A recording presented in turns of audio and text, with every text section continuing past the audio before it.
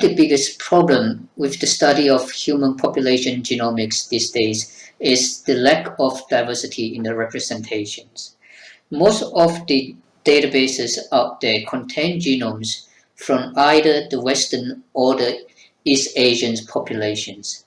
The Malays, which are colored in dark red colors here, and there are many other sub-ethnic groups, are the largest Austronesian groups in Southeast Asia.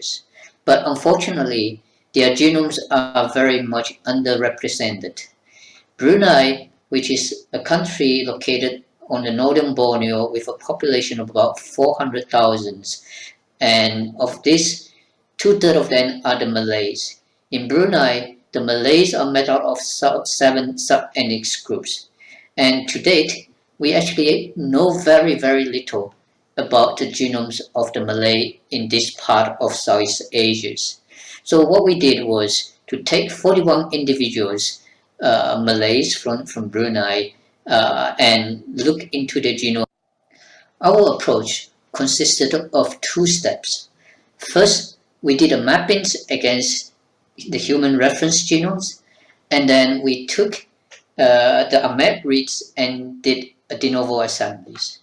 So for the mapping exercise, we took the 2 local Malays, the 2 Dusuns, and used PWA to map it against the broad HG38 reference genomes, and then we code the variance using 3 different tools, namely GATK, VCF2s, and free Bayes. And we also look into the CMVs in these 2 genomes, and then we annotate all the variants and CMVs that we found in the 2 individuals. And then later on, so what we found is that our mapping exercises managed to cover approximately 94 to 95% of the human reference genomes at a mean coverage depth of about 36.6x for the male and 47-fold for the females. And as you can see, we still have some gaps that we have not been able to map, and there are some of these gaps are known, and some of these gaps are probably unique to these Malay populations, as you can see in the yellow represented bars here. So in terms of the variance, there are different numbers. All three variants callers managed to call more than 5.5 million of variants from the 2 individuals. But GATK managed to call the most numbers. And in order for us to produce one of the highest quality and variants of high confidence here, we decided to take only the consensus set of variants from the 3 programs. So the end result is that we have a consensus set of about 5 million variants, genetic variants from the 2 locals. So what we did next was to take the 5 million variants from the WGS and compare against the genotyping variants from the remaining 39 individuals. In total, we managed to find about 5.24 million of short variants from these 41 individuals local Malays. And of this, about 18,000 of them are non-synonymous coding variants, and we then compared the variants against the dbSNPs and managed to find that out of the 5.2 million, about 183,000 of them are actually novel, they are not found in the dbSNPs. We also compared these SNPs against the variants from Singapore and Malaysians Malays. In Singapore, they have recently sequenced up to about 1,000 Malay individuals, whereas the number of the Malaysian Malays are much lower. So when you look at this, we actually found that about 852,000 of the variants are actually unique to Brunei's, that they don't share with either the Singaporean or the Malaysian Malays. We also, after that, analyzed the variance and found the number of missense, stop gain, stop loss, and frame shift variance as well.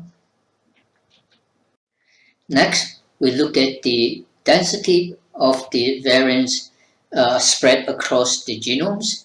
And when we look at the SNPs and indel density, we can find certain regions in the genomes that are very dense in the variants. And we found that many of these variant dense regions actually fall on immune-related genes, which is not surprising at all. And for the CMVs, we also managed to discover in total about 1,200 CMVs, and some of this we found that they actually contain genes that may have an impact on diseases such as obesity, cancer, and Alzheimer's disease. The next thing we did was to take the variants and annotate them against various databases, try to find the significance of these variants. And we were able to find a number of SNPs that have been associated with potential genetic risk factors for common non-communicable diseases found in Bruneians. And they include diseases such as heart attack, high cholesterol levels, different type of cancers, and diabetes. Interestingly, we also found a number of SNPs that have recently been reported to be associated with severe respiratory conditions in COVID-19 patients. For example, the SNPs that fall on the splicing site of OAS1 genes is found to be present in quite a high allele frequency in our population.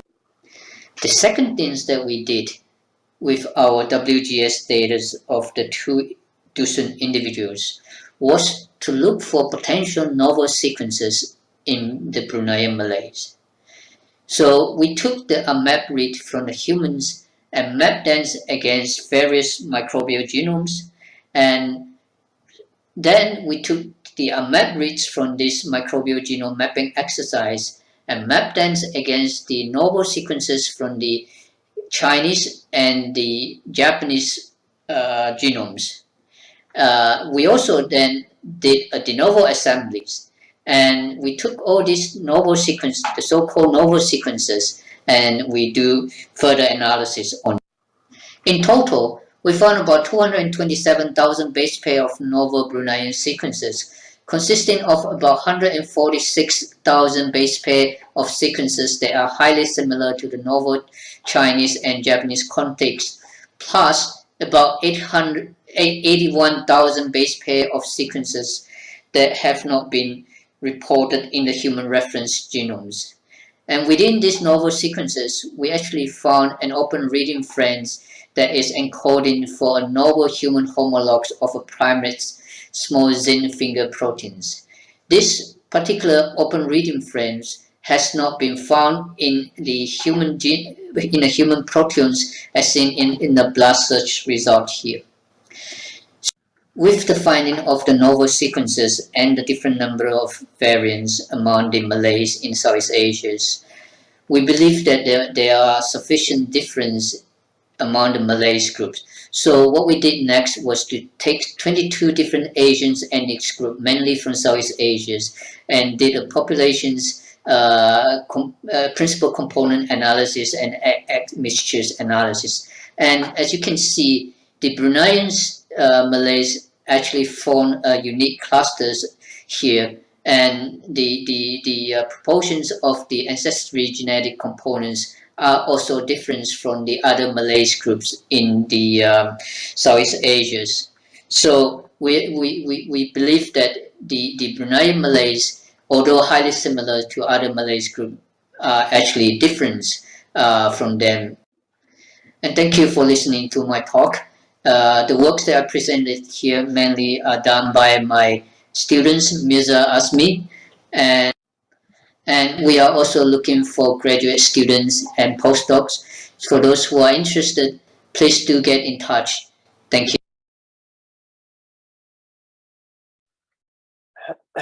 All right, thank you, Luzin. I hope you're ready to answer questions. Prash, you had a question? You have a question? Go ahead. Yeah, thank you. Thank you, Asif. Yeah, thank you, Zen. For a wonderful presentation. I was just wondering, when you looked into the minor allele frequencies or the global allele frequencies, I think they are pretty high. They're not par with either the minor allele frequency of 0.05 or even 0.1. So I think this is not as per the standard operating procedures. Is there any specific reason that you consider those global allele frequencies? Is it just because you also had a matchup with the genotyping SNPs as well? Is that the reason? Yeah. So the reason is because, first of all, I think our data set is pretty small, and so the data set is we didn't generate those data set. Yeah. So the other reasons that we actually purposely set it slightly higher than what is conventionally accepted as a minor allele frequency, so that because this is just a first our initial look into the genomics, so we didn't want to miss too much of the variance as well. So that is actually one reason. Yeah. Yeah, I mean, it's not just a bit high, but I think it's way too high, as far as I understand. I mean, I could even see, from that particular slide, even 0.3, 0.4, which is probably very high, So which means, you find all the commonmost variants that you probably find in probably you and me. And who knows, even if we try to compare with all the primates as well, even with monkeys as well, you'll find those particular SNPs. No, fair points. I mean, I think you have a fair point there. So, yeah, I think because it's very much just a trial exercise for us at the moment. So I will take it into considerations what you say, and we should really filter out more of them. Yeah, and one last point, if I may ask it. Yeah, so I mean, that's a great work. Seldom we find whole genome sequencing done, for such rare genomes. I would say, when I say rare genomes, coming from Brunei Darussalam, comparing it with Malaysian, counterparts and all.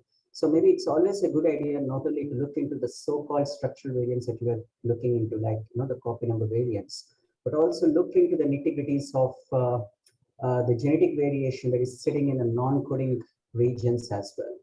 That's because from the whole genome spectrum, that's where you could really find the best genetic variation that you could see in the non-coding chunks. And who knows, you would really find that variation of Brunei Darussalam matching with those Malaysian counterparts. Thank you so much for the great work. Yeah. The reasons that actually, if I may explain, the reason that we focus on the coding variants when we do the comparisons is because if you look at our data set, so we have only 2 WGS data and the rest are genotyping data, and those genotyping data mainly are falling on the coding regions, and because of that we are constrained with what is available, and hence at the moment the analysis just focusing on that. But we do have a plan to expand the study so that we have more whole genome sequencing data, and then we can do a more comprehensive approach suggested by you. Wonderful. Thank you. Thank you, Sam. Thank you so much. Yep. Thank you. Thank you, Prash. Thank you, Luzin. In the interest of time, we'll move on to the next talk. Right. Thank you, Asif. Thank you, Luzin.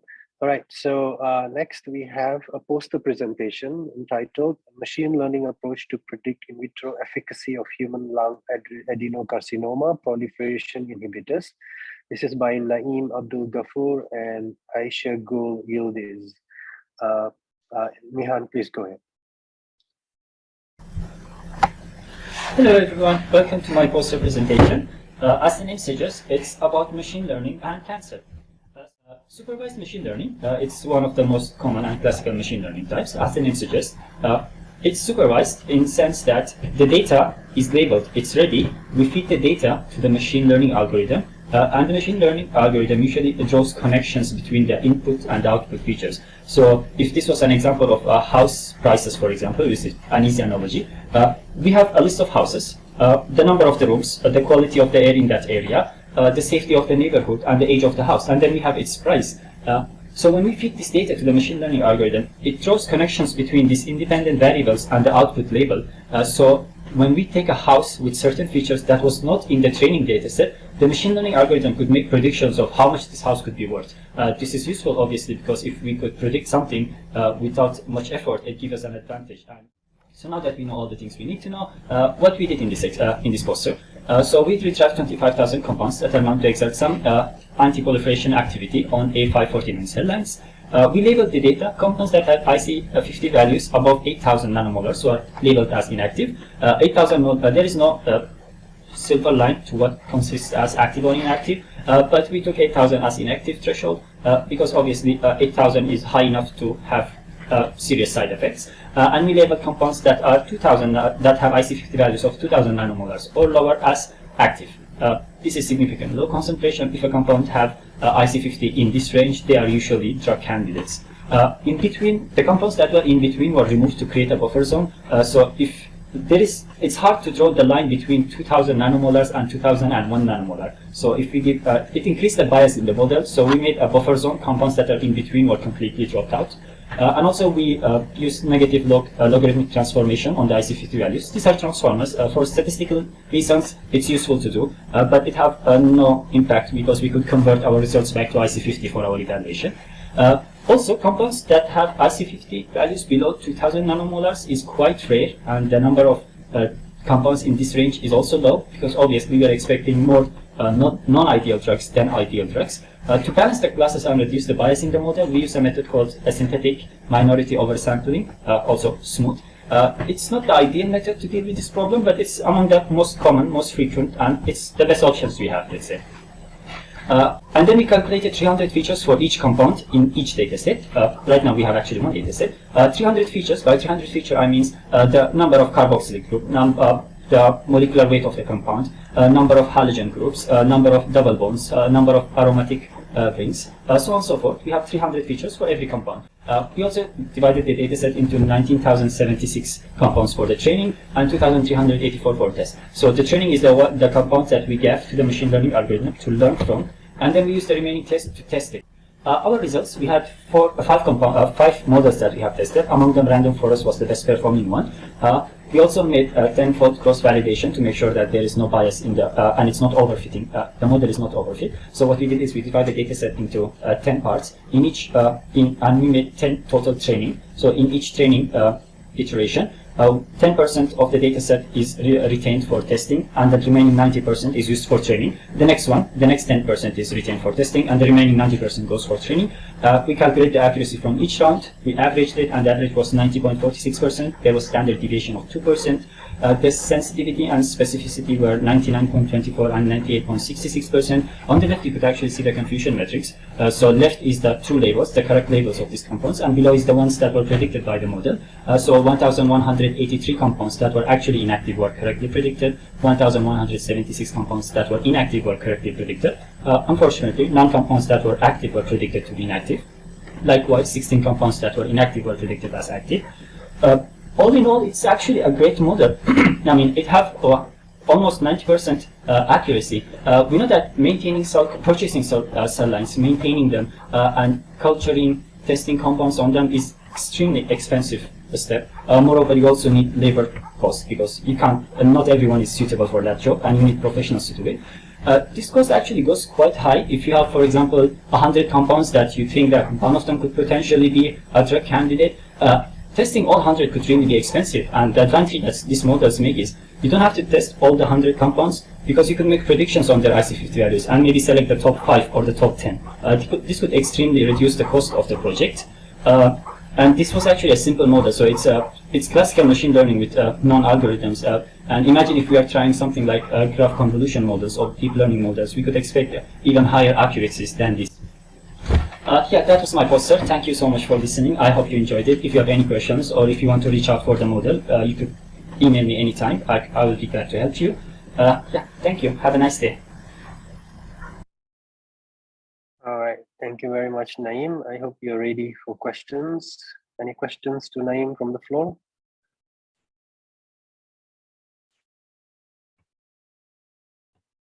The judges, do you have any questions? All right, so I have a question for you, Naeem. So just to make sure that I understand, you used machine learning to take existing data and see whether you could discriminate those that are more effective in terms of, inhibiting human lung adenocarcinoma. So the results would already be there. You're actually just discriminating the IC50 values. Is that right? Yes, actually. Usually it is similar to the concept of QSAR models, but in QSAR models, we are looking for the inhibitory effect against a specific enzyme or a receptor. What we did here, we said that if any compound inhibits this cell line in vitro, I want to know what that compound is, and I want to know at what concentration it inhibits 50% of the cell. And so my output was that IC50 values, and then the input was the name of compounds. I calculated 300 features for the compounds, and for the IC50 values, below 2000 nanomolar active, above 8000 inactive. IC50 values, it's actually negatively correlated. So lower IC50 values means I could kill mole cell with low concentration. And in pharmacology, low concentration is always good because you will expect less side effects from using less active compound.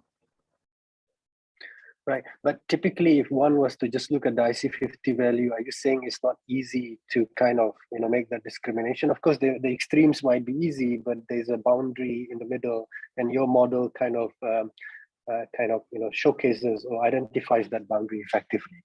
Okay, so your question is, instead of a classification model, why didn't I go for a regression-like model? Because predicting the exact IC50 value would be more reasonable. That is correct, yet it have another issues. In this experiment, we are looking for the efficacy on the cell, not on a particular enzyme or a protein. So let's say compound X inhibits cells at this concentration. We know that it gives us an idea of, okay, it inhibits it, but how does it inhibit it? This model doesn't answer the nanoscale question of what the compound does, what it is interacting with to achieve that low IC50 values. This model aim was more, actually the final goal of this model was to build a platform for different cancer cell lines. So instead of going for QSR or molecular docking or even in vitro assays, you can have a simple portal where you just copy paste the smiles of the compounds you are planning to test, and it will just give you results as active or inactive. So it's a precursor study for a study you're planning. All right. Thank you very much. Okay, so let's move on to the next speaker. We have another poster presentation, entitled Genotypic Characterization of Salt Tolerance in Rice by Shanalin Joyal and Vengadesan V. Nihan, please go ahead. A warm greetings of the day. I am J. Shanalin, a postgraduate student from Pandit Jawaharlal Nehru College of Agriculture and Research Institute, Karaikal. I have come up with a poster presentation displaying the findings of my research work under the title Genotypic Characterization of Salt Tolerance in Rice Genotypes. Considering the salt stress being the second most important constraint in the tropics has devastated nearly 1 billion hectares of the land globally. Hence, combating this salinity stress requires a great understanding of knowledge that underline the salinity tolerance in rice. With a view to characterize genotypically, the experiment was laid out under normal and saline condition in CRD design with 3 replications in glasshouse using hydroponic system. The DNA was extracted and investigated with a subset of 6 rice genotypes with 3 salt-tolerant genes, namely SKC1, SKC1b, and SKC2a. The amplified product was sequenced in Eurofin Genomics Private Limited, Bangalore, and subjected to bioinformatic analysis. So, regarding this SKC, it is an important physiological parameter used for efficient evaluation and selection of plant material, and it is found to encode a sodium transporter that helps control the sodium ion and potassium ion homeostasis through unloading these sodium ions from the xylem. Coming to the results of the research, the SKC1 sequences of the selected rice genotypes were compared with the sequences of the database through BLAST-N analysis. The BLAST-N displayed 93.16% homology with the Oryza sativa japonica group sequence for SKC1 and 94.76% homology for SKC1B gene and 92.16% homology with SKC2A gene. The physiochemical properties of the protein sequences using the tools like ProtParam, SMART, and SOPMA showed that the tolerant genotypes, namely Pokali and FL478, showed distinct physiochemical properties for the SKC genes with that of the susceptible genotypes, namely IR29. The transmembrane prediction of SKC1 protein using THMM tool resulted in distinct differences for a number of domains between the salt-tolerant genotypes, namely Pokali and FL478, with that of the susceptible genotypes. While these two SKC1A and 2B protein revealed variable number of repeated domains among the salt-tolerant and Hello, my name is Ibrahim. Before I a warm greetings of the day.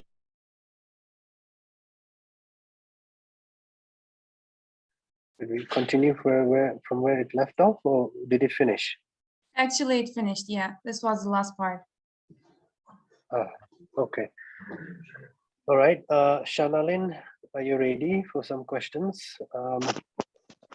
Yes, sir. So, any questions for her? Anyone?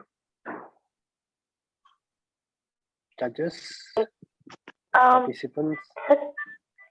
Yep. Yeah.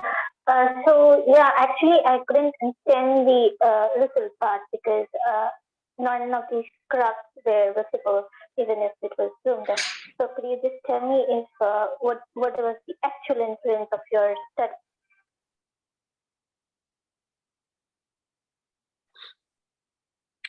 Okay. Did you hear that, Shanalin? Yes, sir. I heard that. Sir, actually, this work is majorly based on characterization of the salt tolerant chains. Sir, am I audible? Yep. Go ahead. Yes, sir. So for characterizing, we have used six subset of tolerant, both salt tolerant and susceptible genotypes. With this, we have carried out, we have extracted the DNA and we have analyzed using bioinformatic tools. So basically, we started using BLAST analysis to see the percent homology with the other species. So with these during analysis of BLAST, we have found that nearly 93.16% of homology with SKC1. So basically, to speak with these SKC genes are nothing but shoot potassium concentration. So it is important, you take rice, when we take rice, it normally it takes both the sodium and the potassium ion in the salinate condition. So with particularly this gene, SKC gene, with the chromosome, it has a particular like what we say, it has ability to transport the sodium from the xylem vessels. So I have concentrated with this gene.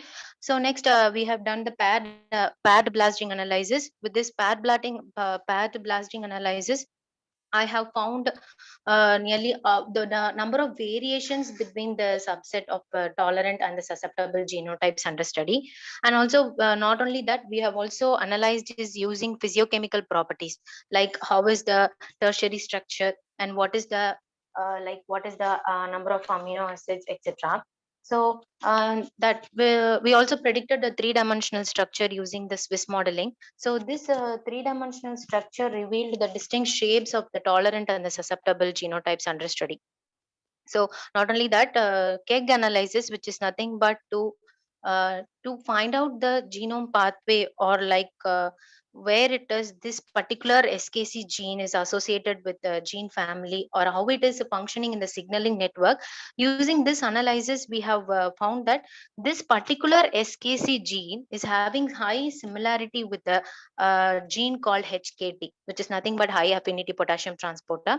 So with these findings, we have brought new insights into the mechanism of this gene SKC. That's all, sir. Right. Thank you, Shana. Shanalin. Thank you very much. Okay, so in the interest of time, we will move forward. But a quick comment. I think the poster is really very difficult to read, so you may want to look into that. And the pictures, you could have zoomed in and zoomed out when you were giving the presentation.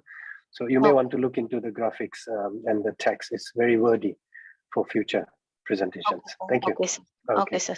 Moving on to the next one, we have an oral presentation entitled Predator, Predicting the Impact of Cancer Somatic Mutations on Protein-Protein Interactions by Ibrahim Berber, Chesim Erten, and Hilal Kazan.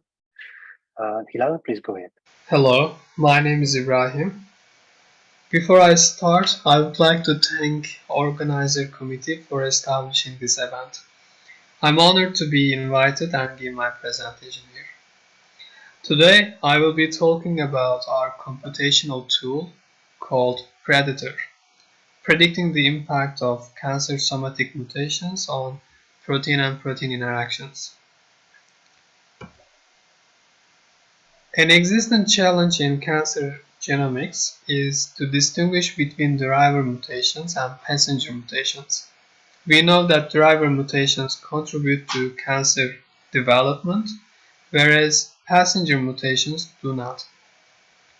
Identifying which mutations promote to cancer progression is essential for oncological studies. There are many methods which rely on the frequency of the mutated genes across cancer patients. However, in our project, we consider specific mutation effect. We focus on interface mutations and predict which interactions to be disrupted. An interface mutation, as the name suggests, is occurred in the interface region of the protein. It may or may not have an impact on interaction between its partner. We use two different data sets. The first one is intact influencing network. This data provides us information regarding the protein with interface mutation, the mutation position, meaning that which amino acid changes to the other, at which position this change occur, and a set of proteins that participate into the interaction. Also, we know that whether a given interaction is a disruptive or non-disruptive one. The second data is TCGA cancer mutation data. We gather these cancer data sets for several cancer types. We define an interaction as a triplet consisting of protein, mutation, and interactor values. For each interactions, we use Elastic Web Server to retrieve the features. There are features sequence-based, structure-based, and energy-based. Using the collected features, our goal is to build a machine learning model, train it on the training data, which is intact data, and then use it to identify which interactions will be disruptive in the cancer datasets. So this is a binary classification problem. Before we give all the training data into the model, we performed something called protein sampling. So when we look at the training data in detail, we realize that entries with the same host protein usually result in highly correlated features. So why this is a problem? Well, let's say that we want to evaluate the performance of the model and separate some validation data. In this case, these two bottom rows may in the training set and the highlighted entry may be in the validation set.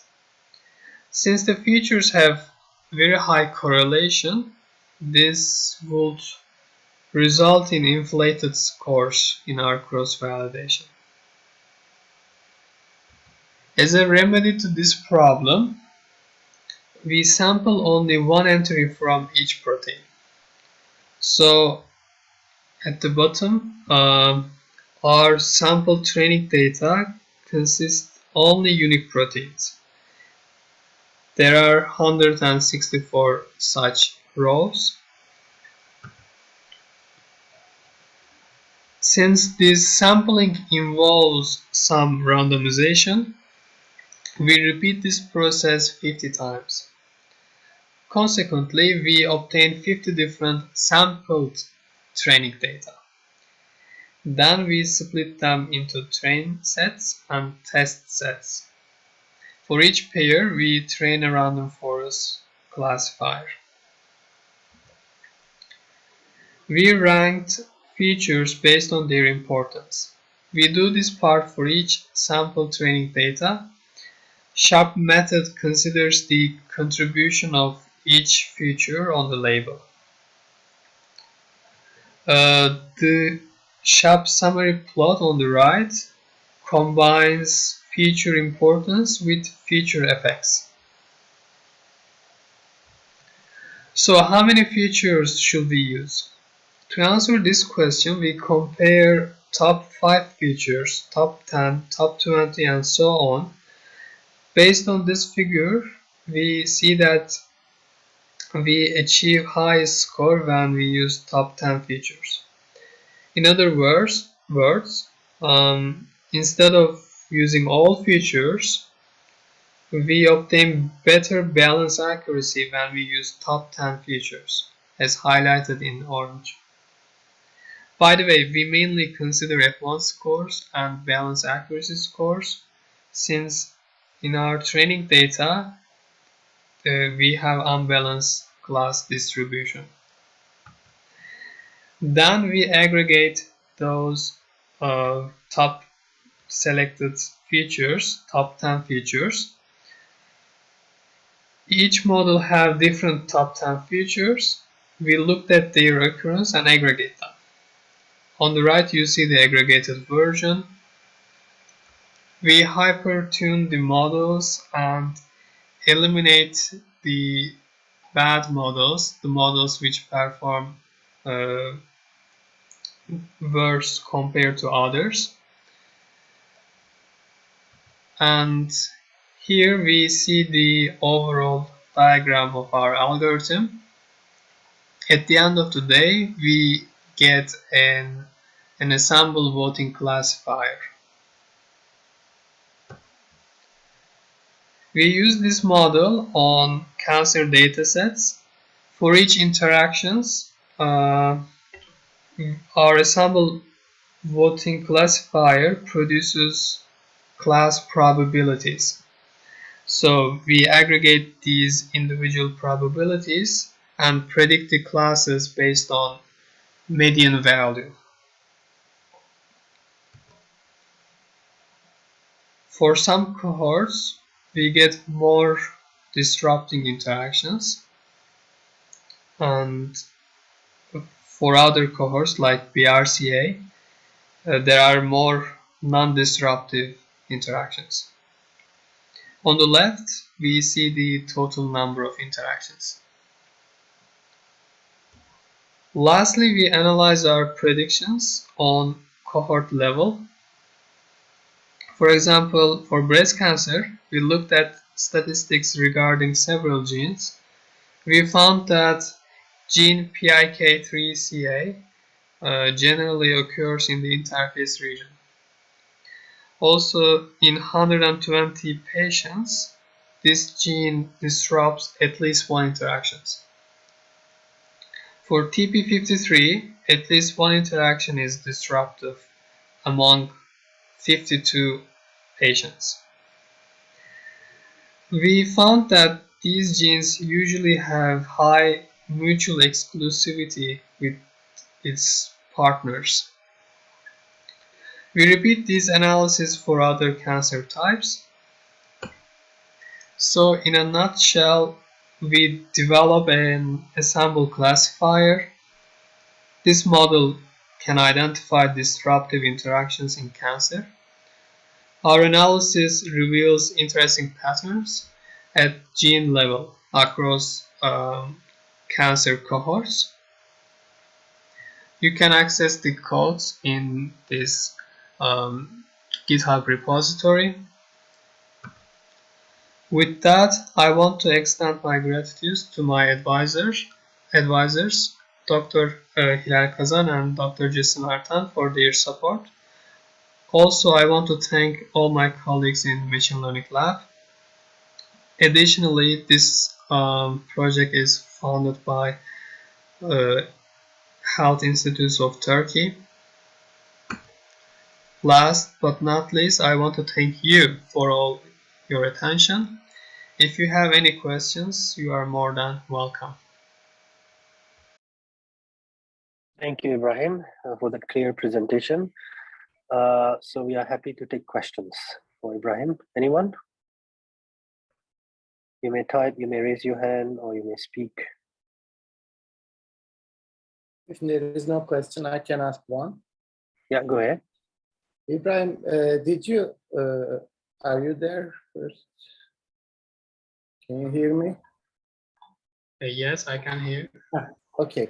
Ibrahim, did you compare this tool with the others in the literature? There are several of them checking for the predicting of impact of protein-protein interactions. So did you compare your tool with the others in detection of those interactions or defections? Yeah, thank you for the question. So many studies in the literature, they generally tries to find something called delta G value. So this is free energy change, and based on that energy change, they try to classify it whether it disrupts its interaction. So they frame the problem as a regression problem, whereas we more focus on the classification. But there are also some studies that does the classification, but the major limitation in our study, we use Elastic Web Server to retrieve the features. So in order for us to compare the findings with other studies, we have to retrieve the features, but we cannot do that for many interactions. So that's why for now, we couldn't able to compare our results with other existence methods. Okay, I understand. So you propose a new technique here, as far as I understood. So it's better to do that. Maybe use another servers, take some help from people. Yeah, actually, we are planning to do that because since we know that which features contribute the most in the disruptiveness of an interaction, if we could retrieve those features without relying on another just one source, maybe we could enhance the training data size, and this will also allow us to obtain better classification performance, and maybe we can also compare with other studies in literature. Okay, thank you. Can I ask a small question? Yeah, go ahead. Sure. Maybe I missed that, but have you calculated any accuracies, for example, based on the train set, test set, so the results on the test set, do you have that kind of results? Yes, actually we do two different evaluation techniques. First is a traditional way of splitting the data into two. 20% reserved as validation data, and in the remaining 80% we build a model and assess the performance. Since we had actually 50 different training set, we do that for we do the accuracy calculation for all those 50 data sets, and we had an average of around 70% accuracy. So the other way of calculating is, at the end, we get an ensemble classifier. We also measure that performance. So for that, we use one leave out cross validation technique. So we had 164 entries. So we remove one of them and train the model on the remaining one and try to predict what would be the interaction for the one that we have hidden from the model and assess the performance. We focused on balance accuracy generally, and we get around 0.69 or something in balance accuracy. Okay, thank you. I hope this addresses your question. All right, thank you, Ibrahim, for that explanation. We move on to the next speaker. So next up, we have a poster presentation entitled Network Analysis of Antibiotic Resistant and Virulence Genes in Acinetobacter baumannii AB030 for the identification of hub genes by Joshua Steve Abhishek B, John Barreto, Mohan Rajvi, and Vigneshwar Ramakrishnan. Nihan, please go ahead. A very good morning to everyone present here. Today, I'm going to present network analysis of antibiotic resistance and virulence genes in Acinetobacter baumannii AB30 for the identification of hub genes. Our team includes myself, Joshua C. Abhishek, John Brito, Mohan Raj, and our guide, Dr. Vigneshwar Ramakrishnan. Getting into introduction, antimicrobial resistance refers to the ability of the bacteria to resist the effects of antibiotic drugs that are commonly used to treat them. The pathogenicity of an organism and its ability to cause disease is determined by its virulence factor. These virulence factors are genes that encode proteins that are involved in pathogenesis. In this work, we aim to explore the crosstalk between AMR and virulence of the multidrug resistant and hypervirulent Acinetobacter baumannii AB30 strain. The crosstalk is deciphered based on the interaction network between resistance conferring and virulence genes, which may in turn shed light on the hub genes. The hub genes may then be used as novel drug targets. Getting into the methodology, Acinetobacter baumannii AB30 strain was obtained from Patrick database. There were a total of 5 variants of AB30, and we chose the Indian isolate for this study. The genes annotated AMR were taken from CAR database, and the genes annotated as virulent were taken from BFDB and Victor database. This resulted in a total of 48 AMR genes and 17 virulence genes that totaled to 65. And after deduplication using CD hit at a threshold of 70%, the result of 48 genes were retrieved. The interacting partners of these genes were obtained from string using a confidence score of 0.4, resulting in an identification of 186 nodes and 996 edges. The encode in Cytoscape was used for clustering analysis, and network analyzer module was used to obtain the degree distribution of the nodes. The top 10% of the nodes with highest degree were considered as hub genes. Getting into the results, the list of interaction partners at confidence score of 0.4 from string can be viewed in this QR code. The node degree analysis revealed that the minimum degree was 2 and the maximum was 34. And the degree of distribution showed that nodes have a majority between 5 and 10. As you can see from this graph, which indicates the degree range and the number of nodes, it was found that the majority of the nodes were found in 5 to 10 degree range. The table here lists the hub genes and their functions. The AIL 79116.1, a histidine kinase protein, which is a two-component system, had the highest degree of 34. Now, based on these hub genes, we analyzed the various interaction pathways, and we retrieved 6 shortest pathways that contained AMR and virulence genes. This figure 2 shows the relation between AMR genes and virulence, which contain hub genes. Now, the orange indicates the virulence genes, and the blue indicates the AMR genes. The white font is the hub genes. Getting into the conclusion, in Acinetobacter baumannii AB30 strain, we have identified the network of interactions of virulence and AMR genes. The hub genes from this network were identified, and AIL79116, a histidine kinase protein, showed the highest degree of 34. It must be noted that this is an histidine kinase protein, which is a two-component system. We have also identified the crosstalk between virulence and AMR genes, and there was a total of 6 hub genes involved in this crosstalk between, including AIL79116.1. Hence, this protein may be considered as a novel drug target in drug designing. And thank you. Thank you, Joshua. I hope you're ready for questions. Questions for Joshua, anyone?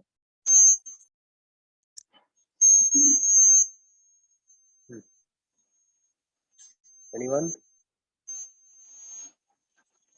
Okay, if no questions, I have a question for you, Joshua. I didn't hear you talk about how does your result compare with what is already known about A. baumannii AB30?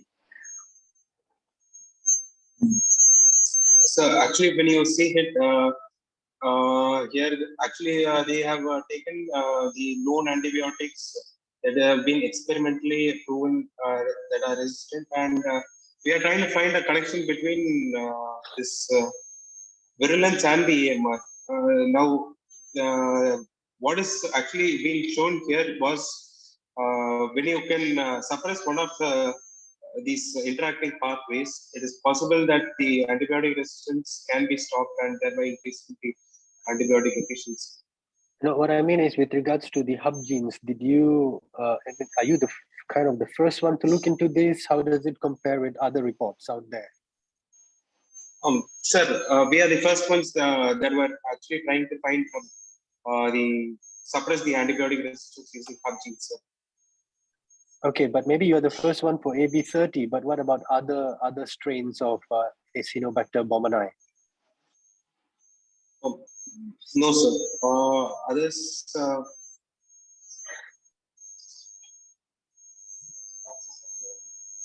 No? You didn't find any similar studies? No, sir. We didn't find any similar to hub genes, like we have done. All right. Okay. Any other questions for Joshua? No? All right. With that, thank you, Joshua. We move on to the next speaker. So the next one is also a poster presentation entitled Comparative Evaluation of Binding Affinities of Peptide Ligands to HLA-B Alleles Differentially Associated with Type 1 Diabetes Mellitus, T1DM. This is by Peshala Amara Jiva, Aslihan Ozkan, Penra Ozbek Sancha, I hope I got it right, Malgorzata E. Garaska, and Onur Sercinoglu. Thank you. Nihan, please go ahead. Hello everyone, my name is Peshala Amarajiva.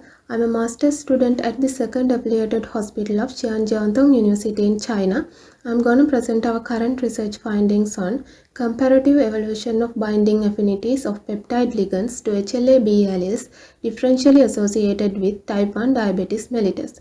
Type 1 diabetes or autoimmune diabetes is a chronic autoimmune disease. Destruction of pancreatic beta cells causes reduced insulin production in the body and higher blood glucose levels. Type 1 diabetes is associated with human leukocyte antigen or HLA. HLA region is a highly polymorphic region in the genome encoding vast diversity of HLA molecules.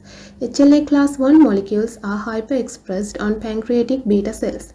HLA class 1 molecules present diabetogenic peptides at the surface of pancreatic beta cells for immune surveillance by CD8 plus T cells. Upon the recognition of MHC class 1 peptide complex by specific T cells, CD8 plus T cells destroy the presenting cell. However, mechanistic studies on how HLA alleles affect T1DM risk are limited. We aim to identify features of HLA class 1 alleles that modulate their association with autoimmune diabetes.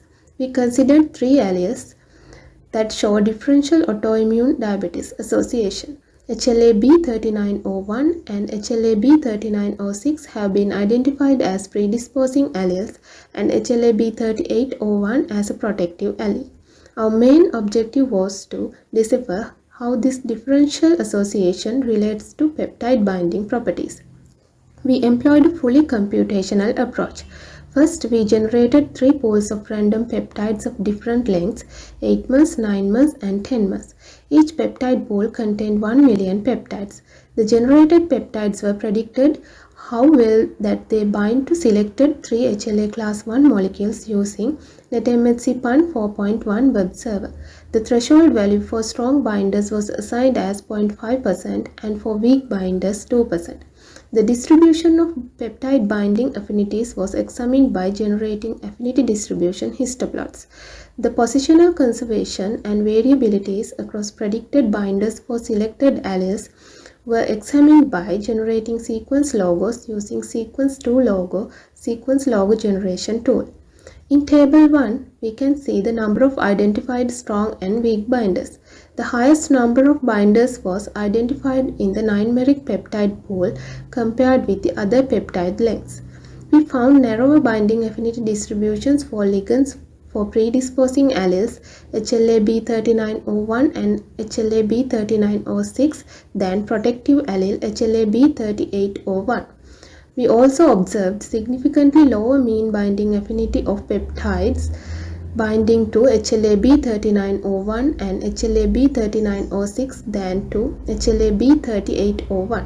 These data suggest that the type 1 diabetes predisposing alleles bind peptides more strongly than type 1 diabetes protective allele. In figure 2, we can see this sequence logos that show the conservation or variability in the sequences of predicted binders. We can appreciate that P2 and P omega positions are highly conserved when compared with other positions. Also, histidine exhibits a higher frequency at the P2 position in the HLA-B3801 binding motif when compared with the other 2 alleles. This is especially apparent for 8 months and 10 months. This data suggests that type 1 diabetes predisposing alleles bind a more diverse peptide repertoire than type 1 diabetes protective allele.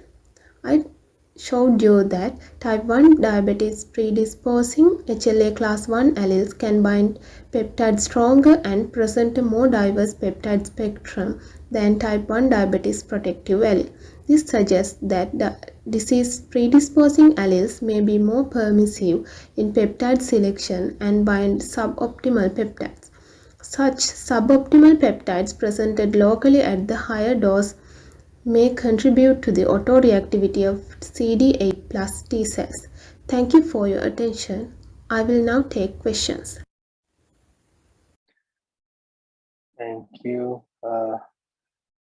Thank you very much, Peshala, for that interesting work. We are happy to take questions now. All right, so you have a question there, Peshala. Why did you choose only 3 alleles? Is there a relation to T1 DM, or you chose randomly? By Farooq. Actually, when considering T1 DM, it's associated with this HLA or human leukocyte antigen region. And when considering the HLA region, it's a highly polymorphic region and like express vast diversity of HLA class 1 alleles. So there are a lot of HLA class 1 alleles, but we choose this HLA B3901, HLA B3906 and B3801 because limited studies have been carried out for these 3 alleles. Because of that, we choose these 3 alleles. All right, thank you. I have a question. This is interesting. I do a lot of work on this HLA stuff. So besides the binding, to more diverse, so the protective one is, binding to less diverse peptides and less optimal, whereas the other ones, the disposing ones are binding to much more diverse and stronger. Is that anything to do with was there anything in terms of the antigens that were binding? Because you used a huge repertoire of peptides. Do you think, could the type of antigens matter here, or it doesn't really matter? It's kind of weird to make that connection. It's binding to a whole range of antigens, and then he has a protective or disposing attribute to T1DM. How do you make that connection to the audience? Actually, when considering about the antigens, we can say like these predisposing, when we considering the predisposing alleles, HLA B3906 and B383901, these alleles most of the time prefer to bind with which has the histidine amino acid and several other amino acids. But when considering B3801, it has the affinity to bind with peptides which has histidine at T2 position. But when considering the predisposing alleles, it shows like binding affinity to bind with the peptides which has other amino acids at T2 position. Because of that, I thought. My question was more with regards to the antigen, because I think you're looking into self-peptides binding to the HLA, not so much about pathogens binding to the HLA here, but rather self, because HLA binding also involves self-peptides. So I was just wondering whether there's a particular type of, recognition of these self-antigens that kind of breaks down or has some effect in terms of protecting or disposing. Actually, I don't have idea about that. Sorry. All right. Anyway, all the best and something for you to think about. Okay, moving on. Thank you. Thank you. We have an oral presentation, MicrobioNet, entitled MicrobioNet Finding Taxonomical Biomarkers in Human Microbiome. This is by Amhar Jabir, Burcu Bakir Gungur, and Malik Yusuf. All right, Nihan, please go ahead. Welcome everyone to my presentation. I'll be speaking about MicrobioNet, a tool that is used to find taxonomical biomarkers in human microbiome. My name is Amhar Jabir and I will be your presenting author for today. And first we will speak about our agenda. As you can see, we'll first speak about the human microbiome, and then we will speak about the datasets related to our tool and the pre-processing steps we used. And more after, we'll be talking about MicrobioNet, our tool, the results that we obtained, and finally a comparison against classical machine learning approaches. As you all know, microbiome plays a huge role in the human life. It's known to regulate the immune system, regulate our gut health. Also, in some cases, has been reported to regulate our mood as well. As you can see, the study led by Castello, that the microbiomes are in many places of our body, and they diversify greatly in different parts of our body. For instance, you can see the different types, different diversity of different types of bacteria in different parts of our body. And one of the ways that we can understand or learn about different bacteria in different parts of the body is using something called sequencing. Mainly we use shotgun sequencing because we can find a great amount of bacteria from a single sample. Basically, we test against different types of bacteria. As you can see in the study, which gives you quite brief overlook on how the process starts. We take the microbiomes from a sample, and then we will extract the DNA, and then we send it through the sequencing. We have, in our study, we mainly focus on taxonomic profiling, and in our future studies, we plan to work on gene and function profiling. And we take we get the sequencing reel, and then we taxonomy profile it, and then we get from each taxonomy we get the relative abundance or the absolute abundance. In our study, we work mainly on absolute abundance. As you know, most of the bacteria are basically classified in different types of hierarchies or levels: the kingdom, phylum, class, order, family, genus, and species. So I think this is one of the basic building blocks of bacteria, and this is one of the basic grouping component of bacteria.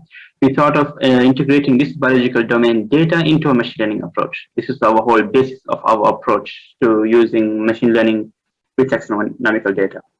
So our raw files were processed using Metafan 2.0 tool, and it's mainly used to find taxonomic profiles of different types of bacteria from the sample files. And as you can see over here, this is our tool MicrobioNet, and this shows you an overall picture of how our tool works. First, we have our input data sets, we have samples in our rows, and we have species in our columns, an N by L data set. And then we can choose the text level. For instance, we can choose whether we want the kingdom or the phylum or the class or the order. And as you can see, for instance, if we choose the genus level, we get this example. For instance, we group by genera, like genus. And then we get, for instance, we create a group called Actinobacillum group. And then we get all of these bacteria under that group. So then this bacteria is created as a group. So the way our tool works is that our data set is split into train and test set, and then we use the t-test to find the most significant features. And then we rank each group. As we mentioned over here for this example, we're just taking a group by genera, and then we create a group called Actinobacillum, and this will be ranked. And from this, all the different types of genera in this dataset will be ranked. And then we find the best K groups. And from among the best K groups, we take these best K groups and then we test it according to our test set, where we again train based only on those test groups. And then we analyze our performance. All this is run normally with tenfold cross validation, as you can see over here. As according to the literature, we found out that colorectal cancer, type 2 diabetes, and inflammatory bowel disease shows correlation between healthy and disease samples, as well as the differences in the healthy and disease samples, so that we use these three diseases to find specific biomarkers that can help in identifying these diseases in clinical settings. As you can see over here, you can see the number of samples, the patients which are labeled as POS, and healthy samples are labeled as neg, and you can see the amount of samples for each and the amount of species in each dataset. Similarly for type 2 diabetes, and it's Metafan 2 tool to profile it, and it uses relative abundances. Processing of data. Normally, after we use Metafan tool, we get the dataset in this following format. But as I mentioned before, in our MicrobioNet tool, we use only the samples in our rows, and we get our classes, which we label positive and negative based on disease sample or healthy sample. And here we have our species. As you can see, normally we do get until only levels of, for example, kingdom archaea. But we made all of our species to the level of species. And for our results, we focus on three main hierarchies: the order, family, and genus. The reason we choose these three hierarchies is because we do not want macroscopic views by focusing on kingdom. It won't give us any biological relevant data, plus give us a huge sample of species. Similarly, we will focus on the smallest amount, for example, species, since it will give us single species, and most studies show that there is codependency between different types of bacteria. Therefore, we choose order, family, and genus. As you can see from our results, based using accuracy, sensitivity, specificity, and ARC, we get about. I think we had a hiccup. Okay, Amhar, are you still there? So we will keep going, okay? Yeah, sorry about that.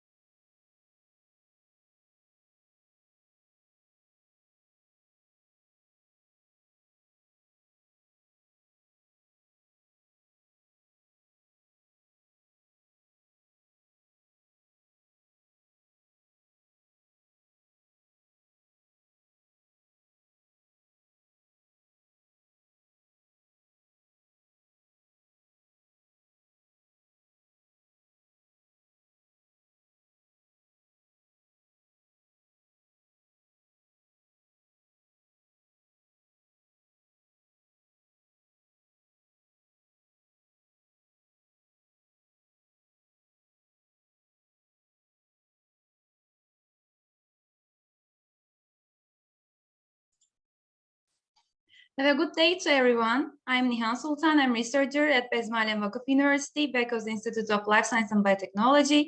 I'm working at Molecular Biology Lab with Dr. Metin Rafiki. I will be host for this parallel session.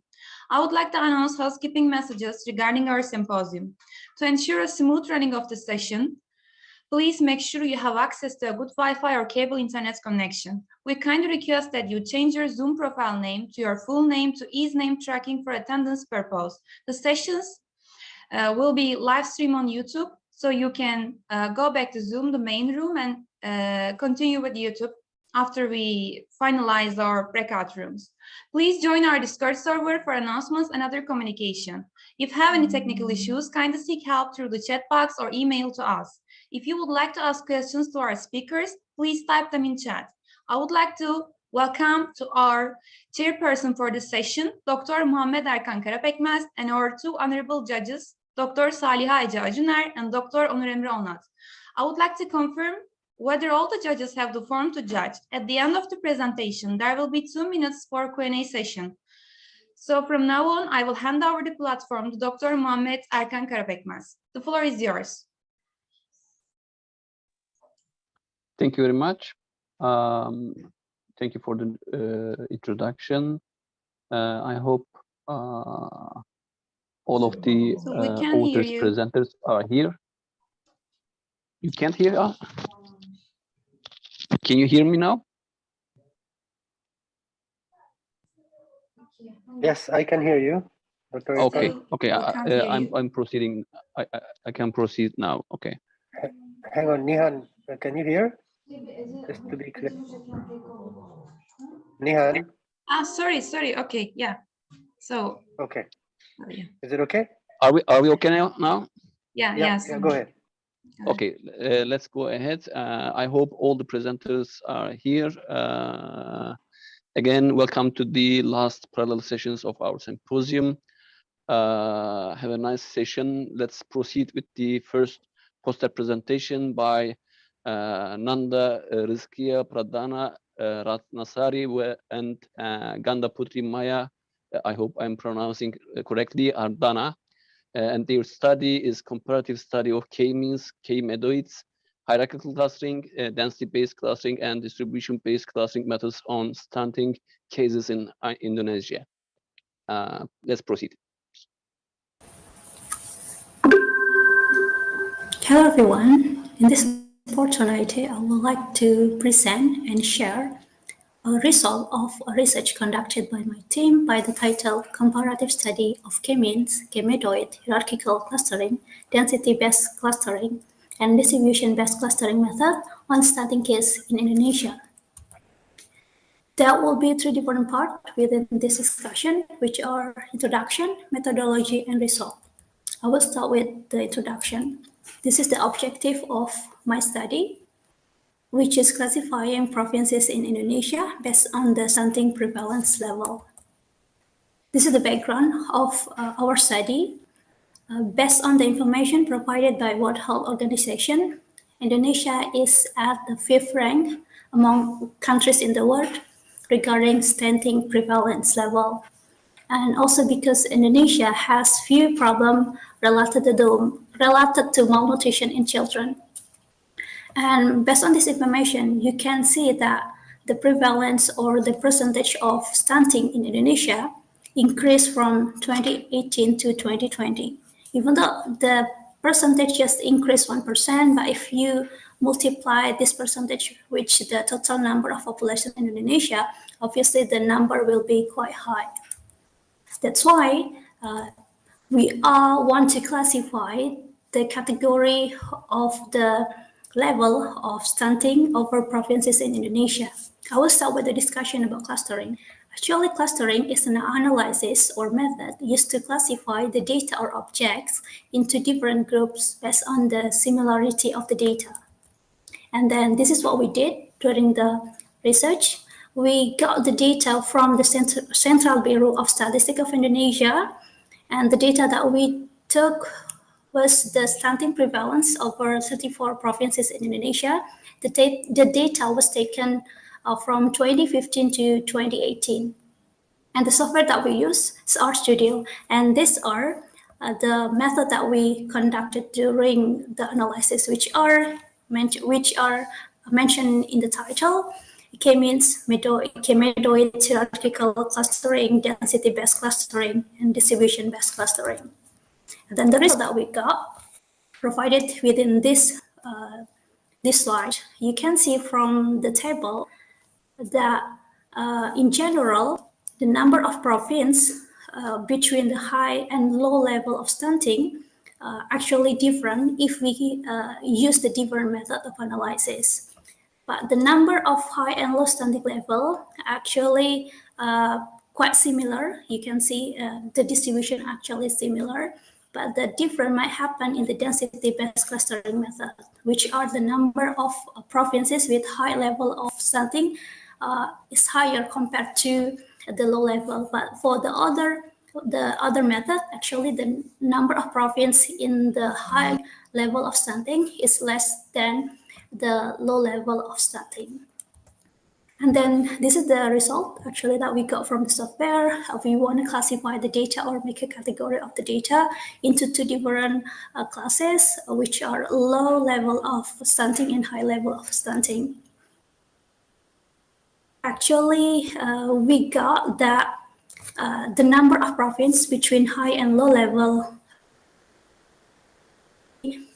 quite similar. There is no difference between the number of provinces between these two level of stunting, because based on the t-test analysis, the p-value is equal to 0.9352, which means there is no statistical difference between the number of provinces, both in the high and low level of stunting.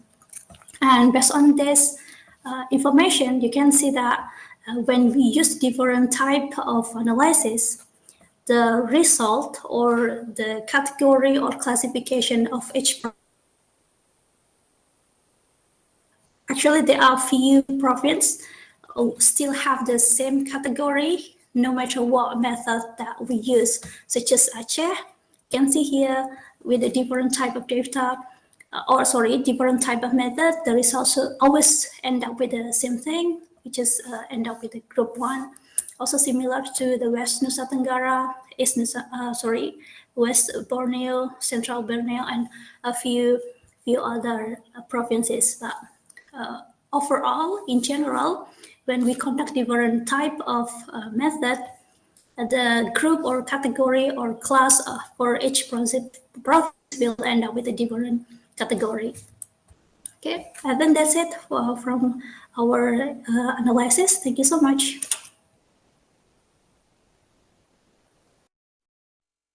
Okay, thank you for the presentation. Do we have any question from the judge or from the audience? Do we have any question?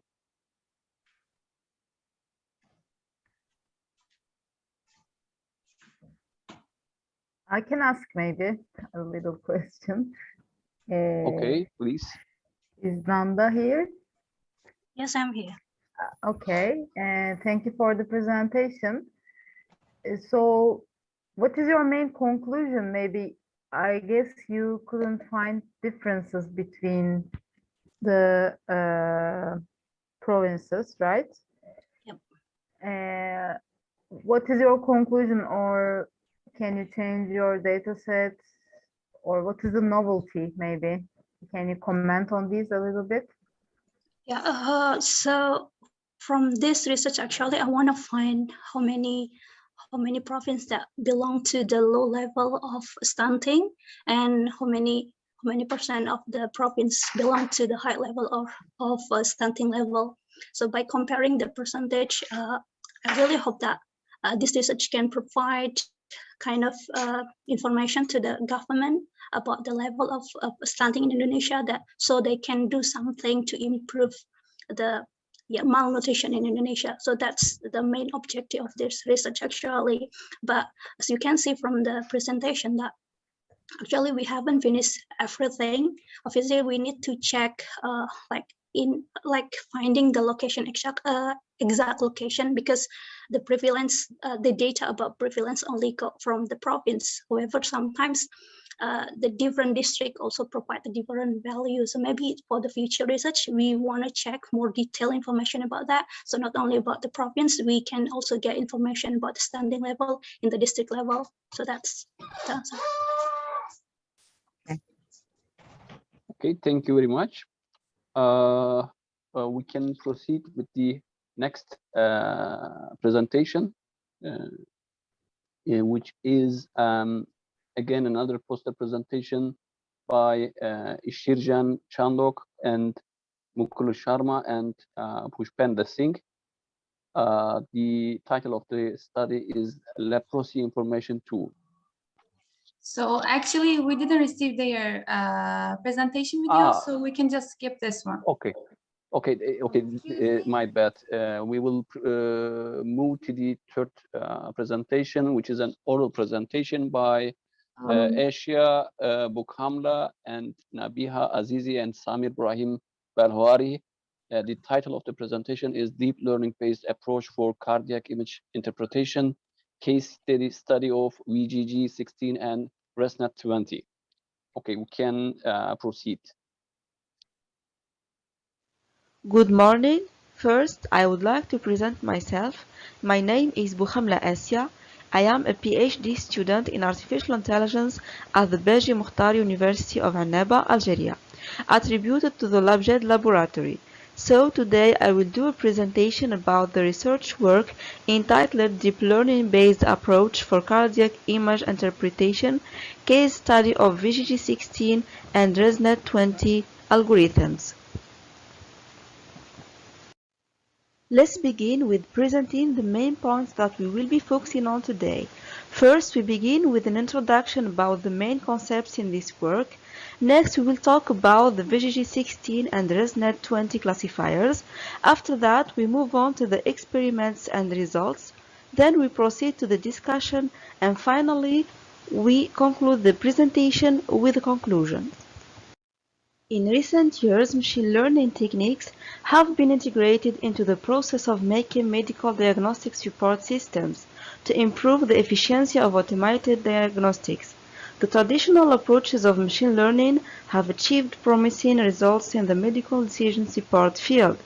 Their only drawback is the necessity of manual feature extraction, which is called handcrafted features, and which requires a prior knowledge on the field of application. Deep learning is a set of machine learning methods that is based on artificial neural networks with multiple stacked layers. So, advantages of deep learning against traditional machine learning techniques include that they do not require a lot of domain knowledge for the problem at hand, nor any explicit feature extraction step using human experts. Deep learning has been widely applied in medical imaging tasks such as pattern recognition, image segmentation, image compression, and image data augmentation. In this research work, we will focus on the pattern recognition imaging task. Convolutional neural network, or CNN, is a deep learning algorithm that is so being most popular used for analyzing images. The term convolution in CNN denotes the mathematical function of convolution, which is a special kind of linear operation wherein two functions are multiplied to produce a third function which expresses how the shape of one function is modified by the other. In simple terms, two images which can be represented as matrices are multiplied to give an output that is used to extract features from the image.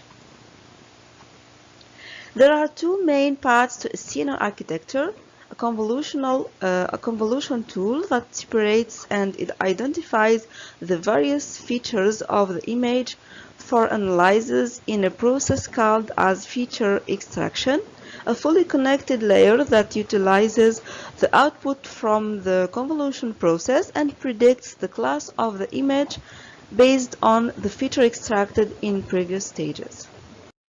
VGG16 is a simple and widely used convolutional neural network architecture used for ImageNet, a large visual database project used in visual object recognition software research. VGG16 architecture is an improvement over AlexNet, wherein it replaced large kernel-sized filters with multiple 3 kernel-sized filters, one after the other, and it is composed of 16 layers. ResNet20 is also a convolutional neural network that is 20 layers deep. It is one of the variants of ResNet residual networks.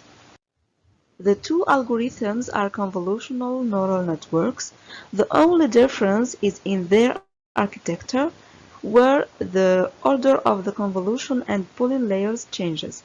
So the aim of this work is to study the impact of the feature extraction phase on the learning rate of the chosen model, and to interpret cardiac images for the detection of heart diseases. In this research work, the two architectures, VGG16 and ResNet20, were applied on 3 cardiac imaging datasets obtained from Kaggle and Mendeley containing different imaging modalities such as MRI, ECG, and CT. The first dataset is CAD cardiac MRI dataset with 42,915 samples. The second one is ECG images dataset of cardiac patients with 928 samples. And the third one is image dataset for a CNN algorithm development to detect coronary atherosclerosis in coronary CT angiography with 5,959. In all the following experiments, we will name the first dataset MRI dataset, the second one is ECG dataset, and the third one is CT dataset. VGG16 and ResNet are pre-trained on the ImageNet dataset, so in our experiments we have used the transfer learning to gain time and to improve the accuracy. We have also integrated the data generation step for the augmentation of the data. The table below shows the accuracy values of VGG16 and ResNet20 with the datasets. As shown in the table, we can see that VGG16 have achieved the best results for MRI and ECG datasets and the same accuracy for CT dataset. The results of the two models are promising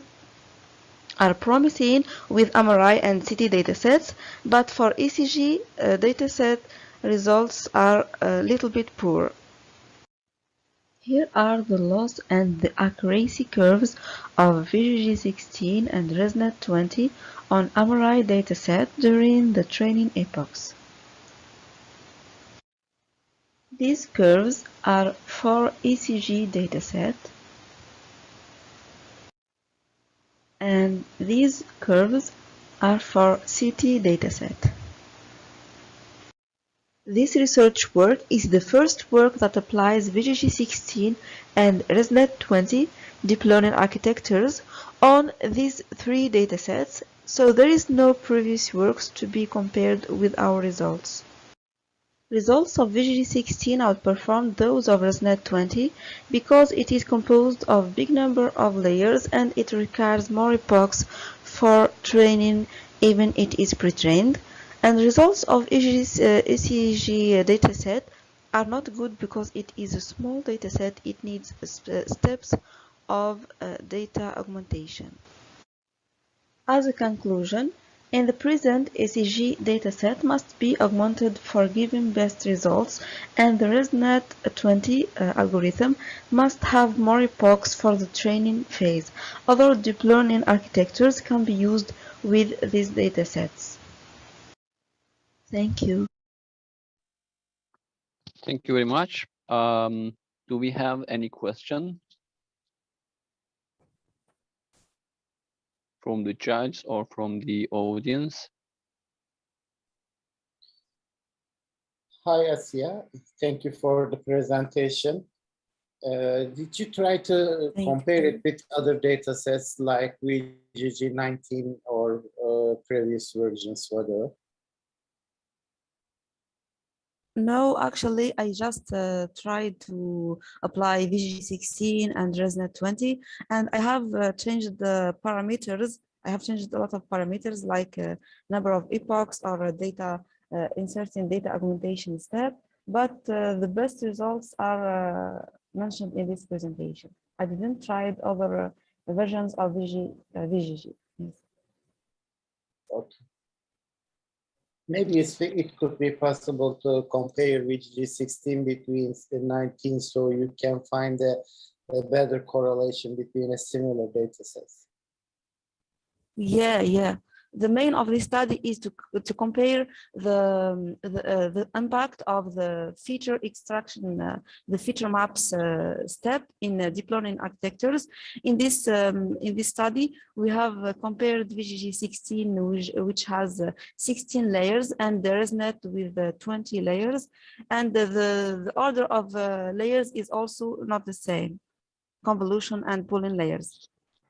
Okay. Yeah. I can add a small question, if I may.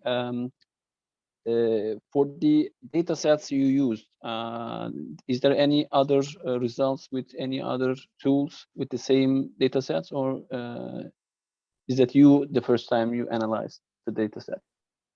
actually is the first time to use these 3 data sets with Okay, these so architectures. the data Yeah. sets are analyzed for the first time.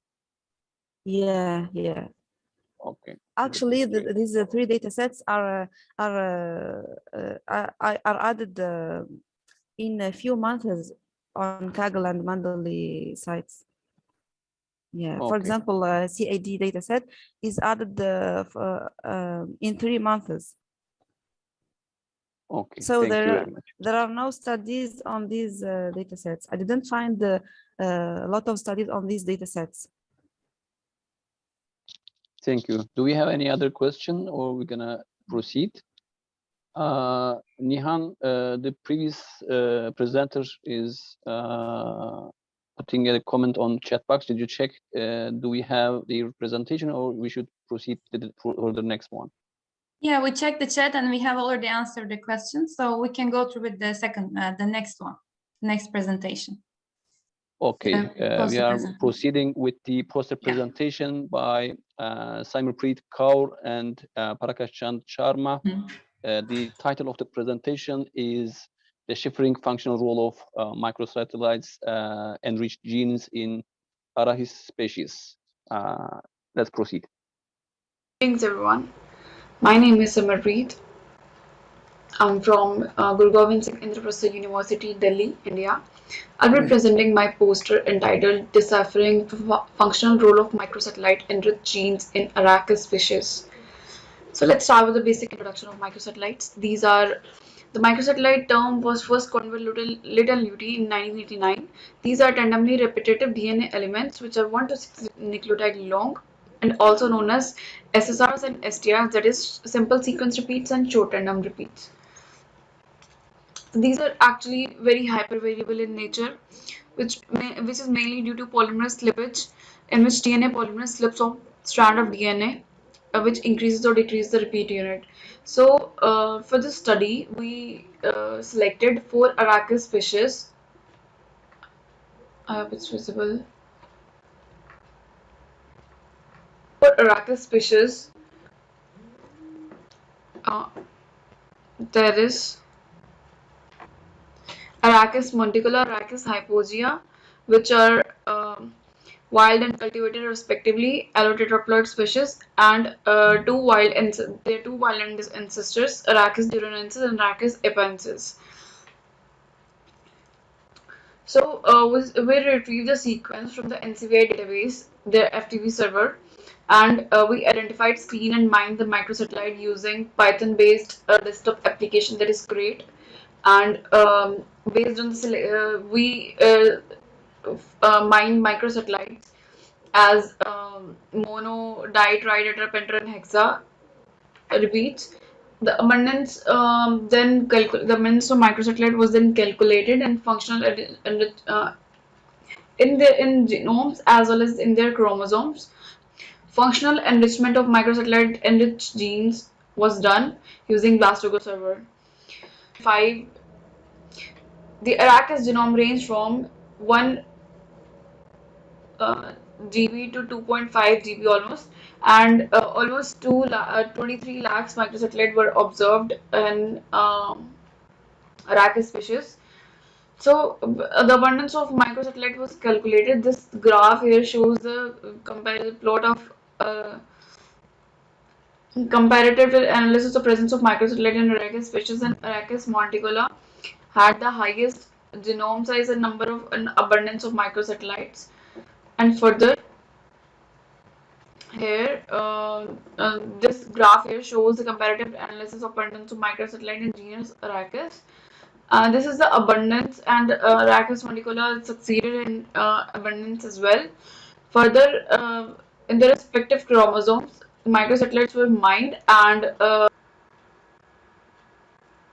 so when we compared chromosomes on the basis of their abundance, so when we compared chromosomes of Arachis species on the basis of their abundance, it showed that among all species in chromosome A8, it showed a different pattern when compared on the basis of genomes, the chromosome size, and the abundance. So the chromosome size was high and was more greater in of A8 chromosome, whereas the abundance was very less.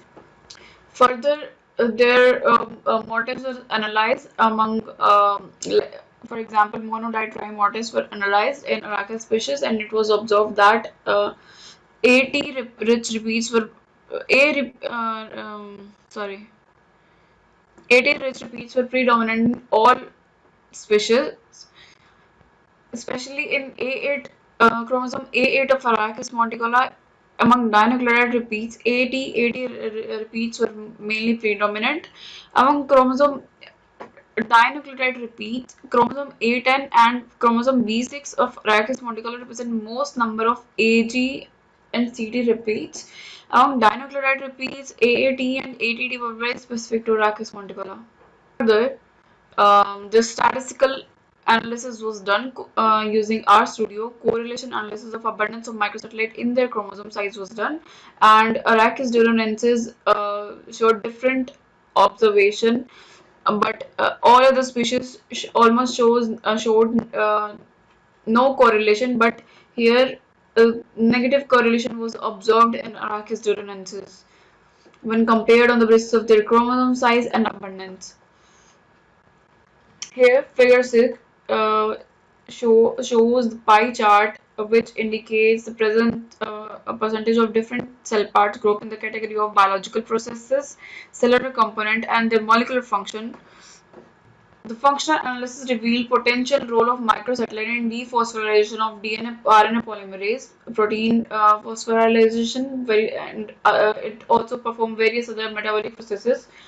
Also, for biological functions, the genes were mainly involved in microsatellite enriched genes were mainly involved in ATP binding, protein threonase activity, and various other binding activities. So this also perform various other cellular component in Arachis species. So with this, this present study clearly indicates the present occurrence of microsatellite changes with the change in genome size, type, and plotting of the genome, and also the abundance of microsatellite would not necessarily correlate with the occurrence of microsatellite in these genomes. As we saw, the abundance was negatively correlated in Arachis duronensis. That's why. Also, the functional analysis of microsatellite enriched gene revealed the potential role of microsatellite in transcription, translation, and various binding activities. So these also might be performed. These also might be involved in performing various other biological functions. Thank.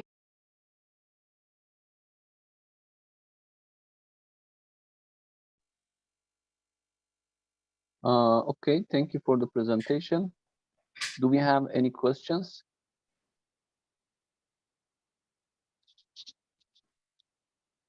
Is the presenter in the breakout room?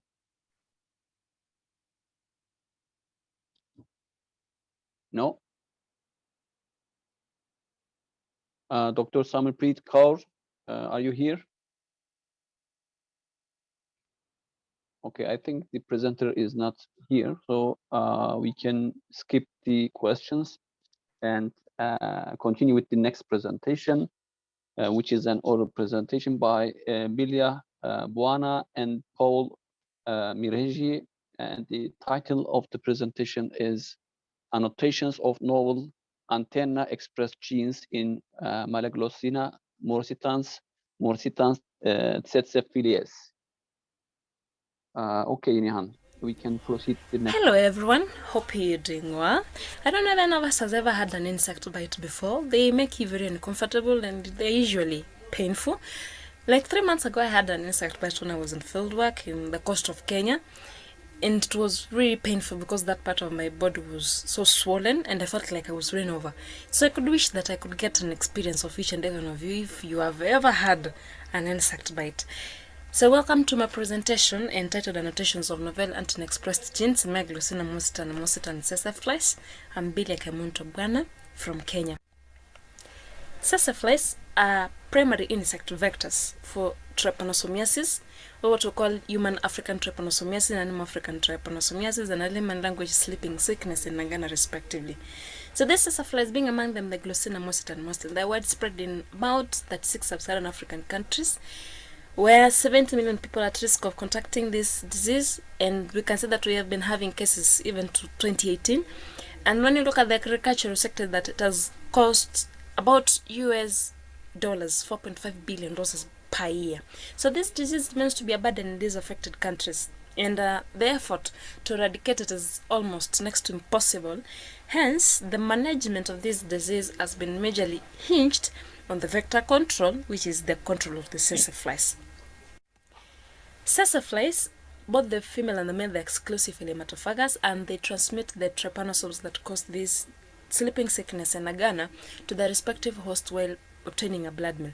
So these sessaflies exhibit a very unique feeding behavior in that they are able to distinguish a suitable host from an unsuitable host in order to obtain a blood meal. So the chemical cues, or what we call the orders that emanate from these hosts, are the ones that guide the sessafly on which host is suitable and which is not. So these order cues can be sweat, can be urine, can be breath, among others, and we can say that the major olfactory appendage that is involved in navigating the presence of these chemical cues in the environment is the antennae. And when we go deeper, to be very specific, is that the process is mediated by antenna-expressed genes. So from previous annotations of the sessafly genomes, because 6 of them have been annotated, among them in the Glossina mostit and mositan genome, a number of chemosensory genes have been annotated, but they were annotated in regard to the transcriptions that were existing at that time. So we have seen that there have been a deficiency in obtaining organ-specific transcriptomes, especially for this antennae, in the previous work that has been done. Hence, we hypothesize that if we get an organ-specific transcriptome, especially for the antennae, we can be able to annotate, identify and annotate genes that have been missed from the previous annotations. Hence, our study, we aimed at establishing gaps in the annotation of the antenna-expressed genes in male Glossina mostit and mositans, to annotate and create genes associated with these gaps, and to establish transcriptional responses of novel genes associated with this. In our methods and tools is that we had a group of sessaflies that were exposed to different treatments, where one group was unfed, another group was unfed and exposed to a repellent, that is delta-nonolactone, and another group was unfed and exposed to an attractant, that is epsilon-nolactone. So we obtained antennae from each sessafly in these treatments and extracted RNA and went ahead to sequence them. Then we did preliminary cleaning process of these reads that we obtained from the sequencing before we went ahead to do the mapping, so that we can establish the gap in the annotations of the genes in this sessafly. So we went ahead and did the first step was the cleaning process. Then we went ahead to do the mapping against the genome and against the transcript, so that we can identify the presence of, we can establish the presence of that gap. Then from that process, we were able to extract the unmapping reads, those that were not mapped into the transcripts, and assemble them into putative transcripts, where we use these putative transcripts to generate gene models, and manually annotated and curated these gene models into complete or partial genes, and also identified the functions and if they were differentially expressed in regard to the treatments that these sessaflies were exposed to. So in our quality check of our reads, we were able to establish that our reads were of good quality, as you can that more than 98% of the reads survived the cleaning process, of which 94 were paired. So you can see two graphs where one is for where we did the cleaning for the individual libraries, and one where we had pulled the libraries together. So we pulled the libraries so that we can increase the depth of the coverage of the reads in the downstream process. So both shows that our reads were of good quality. Hence we went ahead to do the mapping. We mapped our reads into the genome and transcripts of the GMM, that's the Glossina mositan sessafly, and as we can see that a good number of our reads mapped to the genome, thus showing that the reads we had were from the Glossina mositans, and also a good number mapped to the transcripts, but there was also another number that was left out, that is about 45.21%. So it was showing us that the unmapped reads, they are not contaminants because they're from the mositans, and also that these reads, they are corresponding to genomic regions in this SISA that have not been annotated. So we went ahead and did an assembly of these unmapped reads, where we assembled them into 72,428 unique transcripts, among which about 25% had similarity to sequences in the UniProt protein database, and about 74% of them did not have any similar sequences in that database. So we tended to think that the 74% were the divergent ones, which are still corresponding to genomic regions that have not been annotated. So we also established that our library was, our assembly library was very good, because we can say that more than 96% of the mapped reads were utilized in the assembly. We went ahead and used the divergent transcripts we had assembled to generate gene models using Maker and manually curating and annotating them using Apollo. So we successfully annotated 502 genes, of which 202 were novel and 390 were alternative forms. So when you look at this, you can see the novel gene, and on the other side you can also see the alternative forms that we were able to annotate. When you dived into the novel genes, we were able to find out that about 46% of the novel genes had an ortholog, that is around 94 genes, had an ortholog in Drosophila melanogaster and Musca domestica, or Anomalous gambi.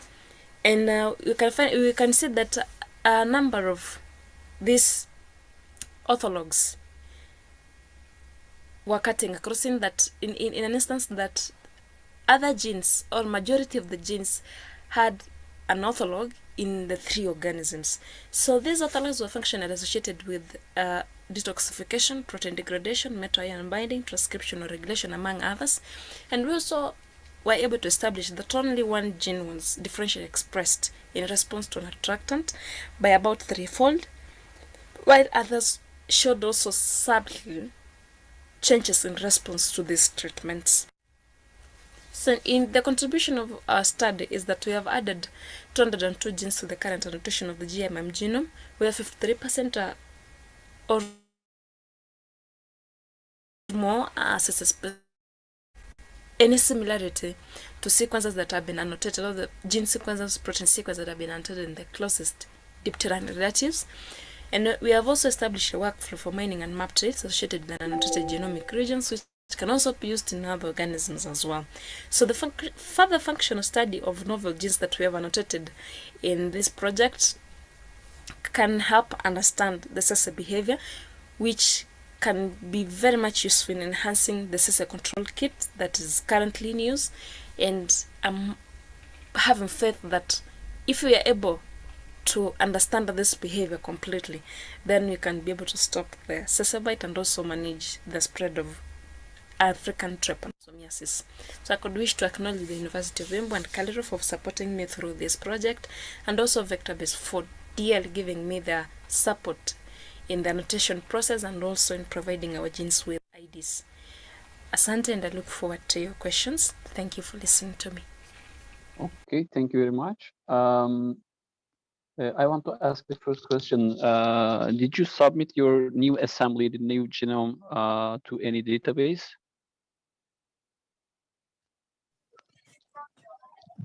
No, I didn't do thanks for your question. I didn't do the assembly for the genome. It has been done before. So what I did is to annotate the genes, and the raw data, I had submitted it to Vectorbase. So if you really need to look at it, then you can contact Vectorbase. They can provide you with everything that I had submitted. Okay, thank you. Now it's more clear for me. Any other questions? I want to ask a question too. Did you do any homology analysis with the new transcripts or genes? Yes, I did. I used the UniProt protein database as my reference to do the homology search, where I found that a number of the new genes that are annotated did not have an homologue in that database. So I could say with confidence that they are surely novel. That is about 53% of the genes that I annotated that were novel. Okay, I want to ask another one. Your genes, your new transcript seems as a very functional one. So do you look for if they are reside in a domain or a specific region, functional region in the genome? Thank you. I haven't got to that extent yet, but I'm still continuing with the work. So it's something that I can keep doing as I finish up. Thank you. Also, functional in vivo study is also necessary, but as a start point, the domain search could be possible. Thank you. Okay, thank you very much. Do we have any other question? I was curious about something. At least, did you search for the one specific gene that was different between this attractant, the experiments with the attractant and not? You showed that result, right? There was one gene significantly different between them. So did you check about that gene? Any annotations, function roles? Sorry, will you mind please repeating the question? You said that there is one novel gene different between this two experiments. You used the attractant and not, right? Did I get it correctly? I'm not sure. Maybe I get it wrong. Yes, that's correct. Okay, so did you check that specific gene for any functional role? I was curious about that. I'm sorry, I haven't done any functional studies on that specific gene because of the limitation of resources in the other part of the world that I am in. So probably I can do it in future because for now I don't have the resources to do functional studies on that specific gene. Okay. Thank you. Okay, thank you very much. If you don't have any other questions, we can proceed to the next presentation, which is a poster presentation by Sena Atasever and Tuğba Arzu Özal İldeniz. And the title of the presentation is Molecular Dynamic Simulation of Interaction between Crimean Congo hemorrhagic fever virus glycoprotein and epidermal growth factor receptor. Okay, let's go. My name is Sena Atasever. I'm a master student in Medical Biotechnology Master Program in Acıbadem University. I'm currently working on molecular dynamic studies with the leading of my thesis advisor, Associated Professor Arzu Tuğba Özal İldeniz. Our study that I'm about to present now is on Crimean Congo hemorrhagic fever virus. This virus is known to be highly widespread tick-borne related virus, and it causes very severe conditions on human health. So it is associated with high fatality rates. Due to these reasons, examining structural constituent of CCHFV provides us information to understand working mechanisms of the virus and the active regions that might be interacting with neutralizing or even interrupting agents against CCHFV, which may be used as a potential therapeutics, or they can be used in vaccine studies. In this study, molecular dynamics methods were conducted to analyze interaction of CCHFV secreted glycoprotein GP38, this one, with 13G8 human monoclonal antibody epidermal growth factor receptor, and this is the magenta in magenta color. GP38 was proven to be the target of protective antibody against CCHFV. On the other hand, 13G8 human monoclonal antibody is known to be a protective antibody against CCHFV. So we take crystal structures of both glycoprotein GP38 and 13G8 from protein data bank database. They were then arranged to be suitable for their proper interaction of each other by using Discovery Studio visualization tool. Those two rearranged protein structures were located against each other at a 20 angstrom distance here, as we can see it in here. By using VMD software, Visual Molecular Dynamics software, these pictures also taken from that software. Then the two protein system was solvated in water box, but right now you cannot see the water molecules because we eliminated the water molecules from the visual to be able to see the proteins clearly. After system was solvated, simulation parameters were set up, such as temperature was taken as 310 Kelvin and pressure was set as 1 atm. Particle mesh evolved. Grid sizes were set according to the system cell basis vectors. The simulation length was set to be 5 billion steps long, and also minimization process was included set as 5,000 steps long. Simulation consists of 5,005 number of frames. Duration of the simulation also set as 10 nanoseconds. Molecular dynamic simulation of the properly arranged system were run on NAMD software. This is nanoscale molecular dynamics software. These all molecular dynamic tools run by using high performance computers. Our results shows that CCHFB secreted envelope glycoprotein GP38 and human monoclonal antibody epidermal growth factor receptor 13G8 attached to each other at approximately 550,000 step of the 5 billion step long simulation. And we can see it in here how they attach to each other and remain attached except for a very brief moment in which they detached at nearly 4 billion step. We can see it in here, I will be mentioning soon. This short break is not considerable. By looking at these outcomes, it can be said that these two proteins interacting with each other with high affinity. Also, we generated bond frame graphic that you can see it in here, figure 3. The interacting molecules belonging to two proteins are attached and equilibrated at 550th frame number here.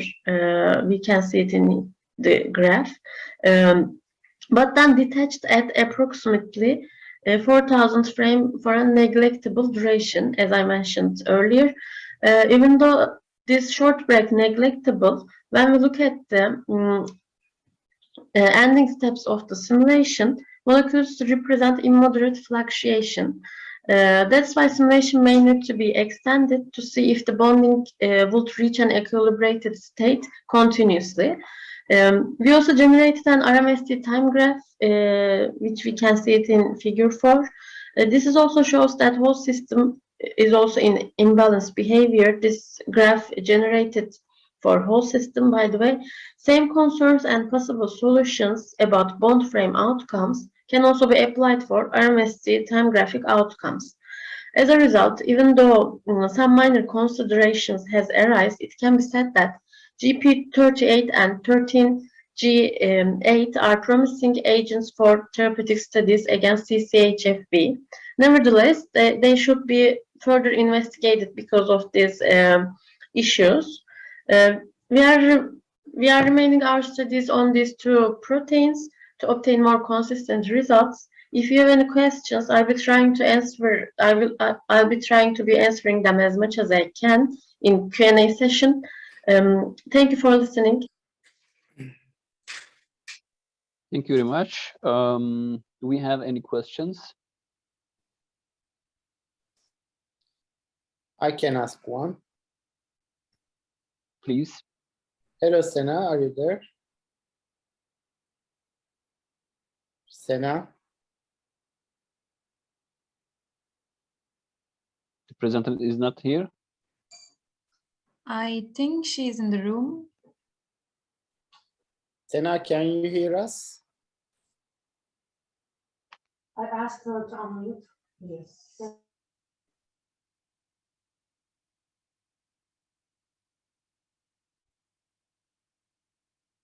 I think she's not here, right? Okay, let's proceed. That's something new. We have more audience than presenters. That's new for me. Let's proceed to the next presentation, which is another oral presentation by Mikey Nurmalasari and Setya Pramana. And the title of the presentation is Comparison of Random Forest and XGBoost approaches to classify invasive ductal carcinoma and invasive lobular carcinoma. Let's proceed. Hi everyone, my name is Mika Nurmalasari. I'm from Health Information Management Department, Universitas S. Unggul Indonesia, and my collaborator research is Setya Pramana from Polytechnic Statistika STS Indonesia. We will present our research with title Comparison of Random Forests and XGBoost approach to classify invasive ductal carcinoma and invasive lobular carcinoma. And this is the outline of our presentation. First is introduction, and then method, then result, and the end is conclusion. Introduction. The definition of breast cancer by Center for Disease Control and Prevention is a disease in which cells in the breast grow out of control. Breast cancer can occur in any part of the breast, but it's more likely to be found in the ducts and lobules. Invasive breast cancer is breast cancer that has spread in the surrounding normal breast tissue. The most common kind of breast cancer are invasive ductal carcinoma or IDC and invasive lobular carcinoma or ILC. Ductal breast cancer start in the cells that line the milk ducts, and lobular breast cancer start in the cells that line the lobules. Gene expression profiling and machine learning algorithm has been used to help breast cancer classification and predict the breast cancer type. This goal of the study is to compare the classification invasive ductal carcinoma and invasive lobular carcinoma by random forest and XGBoost. The data that we use come from the study by Edlund et al. It is from Leibniz Research Center for Working Environment and Human Factors. And the research is about gene expression-based prediction of neoadjuvant chemotherapy response in early breast cancer, result of prospective multicenter expression trial. The expression data from NCBI dataset with the code GSA1404994 were analyzed. The dataset contained 85 samples with 2 tumor types and around 54,000 genes. Okay, now we're going to the methods, and this is what we have done. First, we do the pre-processing data by using gene filtering, and then the second one we use LIMA. This is linear model for microarray data. And then 2 algorithms are used to classify the invasive breast cancer, and those are random forest and extreme gradient boosting or XGBoost. Okay, the first method, we do gene filtering. In this part, we filter feature exhibiting little variation or a consistently low signal across samples. We may decide that there is a little value in considering features genes with insufficient annotations, and we use our package gene filter in this part. Then we apply LIMA, linear model for microarray data. LIMA is a package for the analysis of gene expression data arising from microarray or RNA sequencing technologies. LIMA provides the ability to analyze comparison between many RNA targets simultaneously. It uses linear models or to fit linear models and find differentially expressed genes. And in this part, we use our package LIMA. Then the next step, we did the random forest. In this part, we built a number of decision trees on bootstrap training samples. Each time a split in a tree is considered. A random sample of M predictors is chosen as split candidates from the full set of P predictors. And in this part, we use R package random forest. Then the last, we apply XGBoost or extreme gradient boosted trees, and it is an example method. XGBoost repeatedly build new models and combine them into an ensemble model. We use R package XGBoost. And for the illustration, we can see from the diagram in this slide, we start with the initial models and then calculate error from the previous models, and we build the models for predicting errors, and then we add the last model to assemble, and we go back to the calculate error from the previous model, and we do it again for many times. Okay, and this is the result.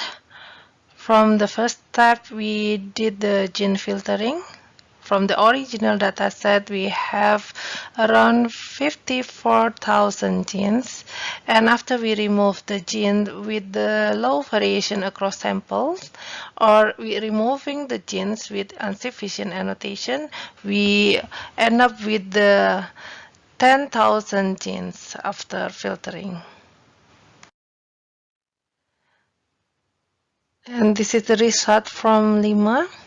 We have volcano plot in here. Volcano plot of 58 differentially expressed genes with adjusted p-value less than 0.1.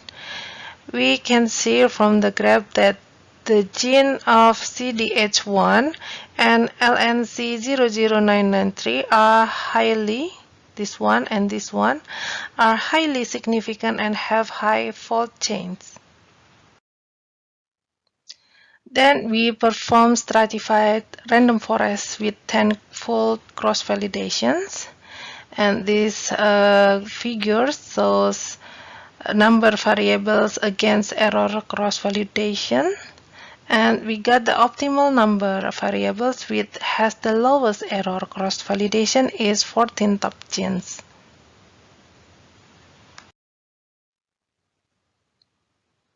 And this is the list of the most important genes, 14 most important genes. We can see that the LINC00993 in the top, and the last is METN3. And we got the area under curve is 0.9691. But we compare with the XGBoost, we got the area under curve is equal to 0.9941. And after we perform XGBoost, we got the most important genes. We can see from the graph the list of the important genes. The first one is LINC00993 and followed by CDH1, and you can see the other genes in this graph.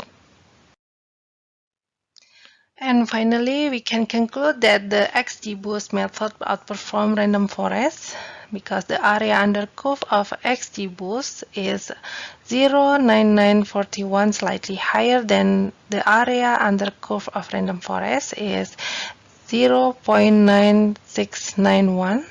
And the most important genes generated by both methods are LINC00993. This gene regulates the cell cycle pathway, and there is also CDH1 that the genes provide instruction for making a protein called epithelial cadherin. And there is GLI3. These genes regulate encourage independent growth, proliferation, and migration of cancer cell lines. The other gene is the GFB3. provides instruction for producing a protein called transforming growth factor beta 3. And the other gene is LOC153684. This gene is an RNA gene and is affiliated with the linked RNA class. And the last is EGOT. These genes produce a long non-coding RNA molecule. And that's all my presentation. And thank you. Okay, thank you very much. Do we have the presenter in the room for this one?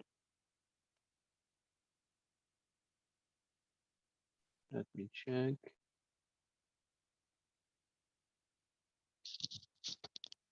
Mieke Nurmalasaria, are you here?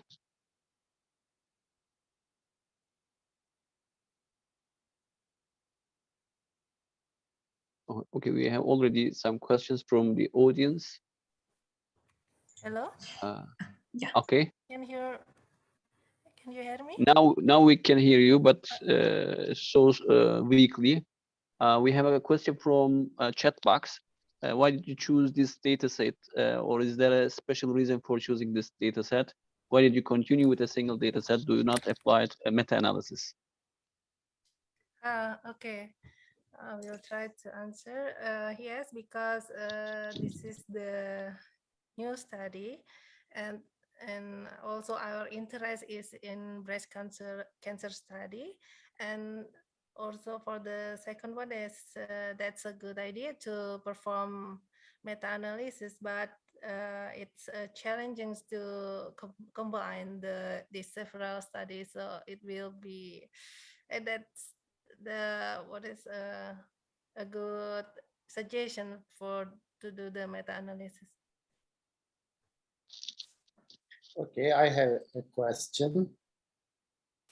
Mikey, thank you for the presentation. As far as I saw, your significantly differentially expressed genes are all upregulated. There is no downregulated significant gene, right?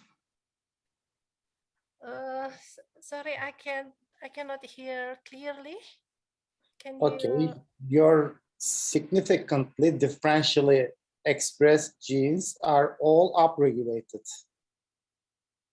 There is no significant downregulated gene, right, in your data set?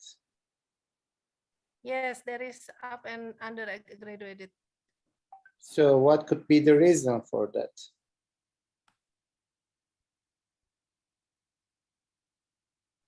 Yeah, actually, we haven't checked that, so we will check after this seminar. Thank you. I can add a small comment. Did you check the biological outputs of the submitters of the data set in GeoDatabase? Did you check their biological analysis, the biological results? Did you compare your methodology? Did you find any advantage of your method?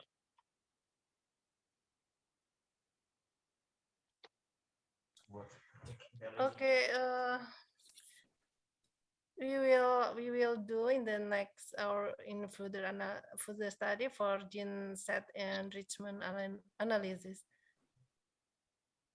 Okay, thank you. Thank you very much for the presentation. Then we can proceed to the next presentation, which is from Istanbul Medeniyet University. Actually, it's my group. Kerem Uzala will present, Fevziye Nuran, and I contributed the study. The title of the presentation is Investigation of Molecular Mechanism of Ankylosing Spondylitis by Multi-omics Data Integration. Okay, Nihan, we can start. Hello, everyone. I'm Kerem Uzala from Turkey. I'm a master student at Istanbul Medeniyet University Department of Biological Data Science. And I'm the presenting author of our project that is investigation of molecular mechanism of ankylosing spondylitis by multiomics data integration. And here is, you can see my outline. First of all, I'm gonna talk about what is ankylosing spondylitis. Then I'm briefly give you information about what we know and what we don't know, and it's the purpose of our study. And then I'm gonna talk about our study design and give you our results and conclusion. So what is ankylosing spondylitis? It's an autoimmune inflammatory arthritis, causes inflammatory back pain and stiffness.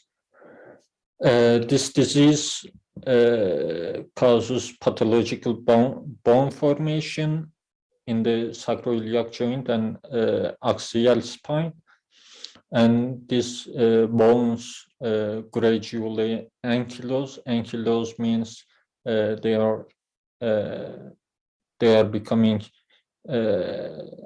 inflamed, and they are sticking together like glue. And this eventually leading to loss of joint function and disability. What we know about this disease, it's a disease, it's a complex disease that genetics, environmental, and immunological factors interplaying, and there is a one gene, namely HLA-B27, and it's responsible for approximately 20% of AS occurrence. Interestingly, however, only about 5% of individuals that carries this gene suffer from AS. There is another gene so far detected, namely ERAP1, and the main variant of ERAP1 interacts only with the HLA-B27 gene, and that's how it's somehow related in molecular mechanism. And ERAP1 is an endoplasmic reticulum aminopeptidase, and it's a peptidase that it's an enzyme and its substrates are MHC1 class. And so far we know about TNF alpha, Th17 cells, and IL-17, IL-23 axis is playing an important role of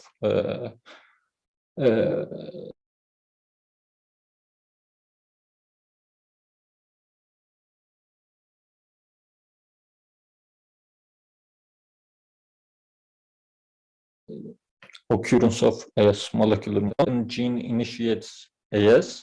This is unknown. And why a small proportion of HLA-B27 positive people developing AS? That's, we don't know either. And here is our aim was understanding underlying molecular mechanisms better, and under system level biological changes, and eventually discovering novel and reliable biomarkers for diagnosis and prognosis, and offering a better treatment methods. So here is our study design. We began our project from the point of systems biology view perspective, And here we used multiomics approach. We conducted some transcriptomic studies, that is namely differentially expressed genes, and WCGNA studies. WCGNA is weighted gene co-expression network analysis, and we conducted epigenomic studies, differentially methylated genes. We found differentially methylated genes. We conducted regulomic studies, and we focus on TF target detection. TF means transcription factor. And proteomics, we conducted proteomic studies. We constructed protein-protein interaction networks. And finally, we combine all these studies together and created a context-specific network. So our result is we used 3 different transcriptomic dataset and a methylomic dataset. Here you can see their accession number from GEO, NCBI-GEO. So these are the numbers that we detect in those transcriptomic datasets, differentially expressed genes, and here we can see that we detected in methylomic dataset differentially methylated genes, 1,132 differentially methylated genes we detected, and 1,909 in 1,909 CPG islands.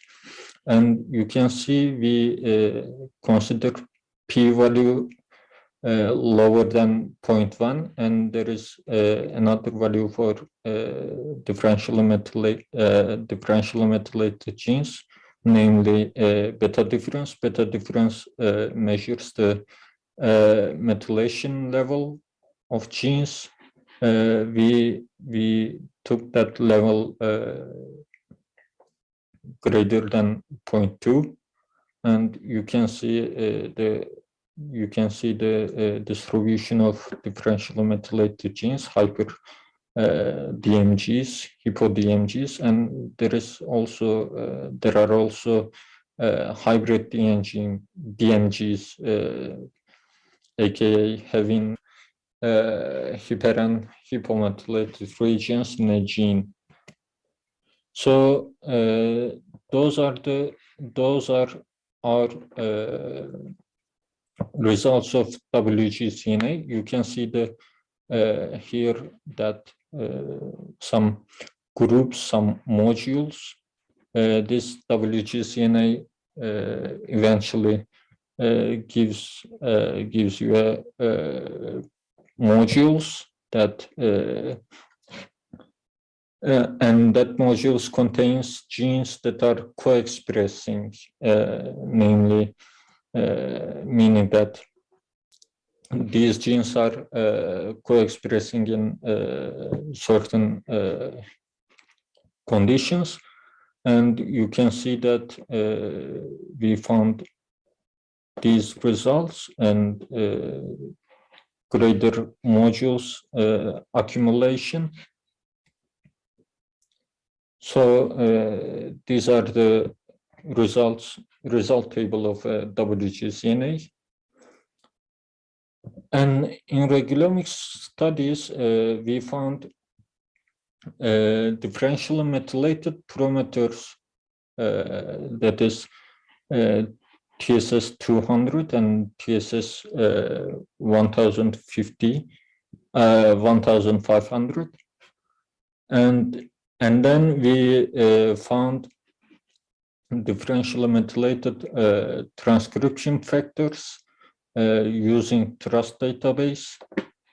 and then transcription factors binding to differentially methylated promoters using trust, and differentially methylated transcription factors targets using trust database.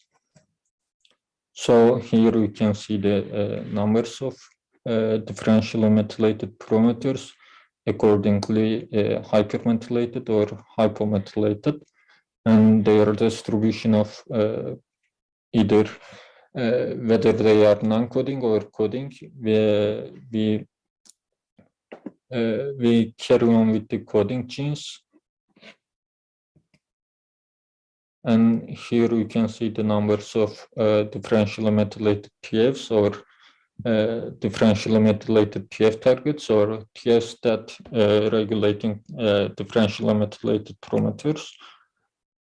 And then finally, we constructed the PPI network, protein-protein interaction network, and then we integrated all this TF data, TF target data, and transcriptomic data, and we used we visualized this network on Cytoscape program, and J-active modules app of the Cytoscape program gave us top 5 highly transcribed network modules, and here you can see the our network.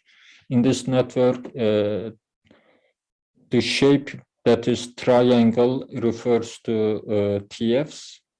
These blue, these somehow, how can I say, purple or whatever elliptic shapes, and these orange shapes are differentially methylated genes, and those shape that coloring purple is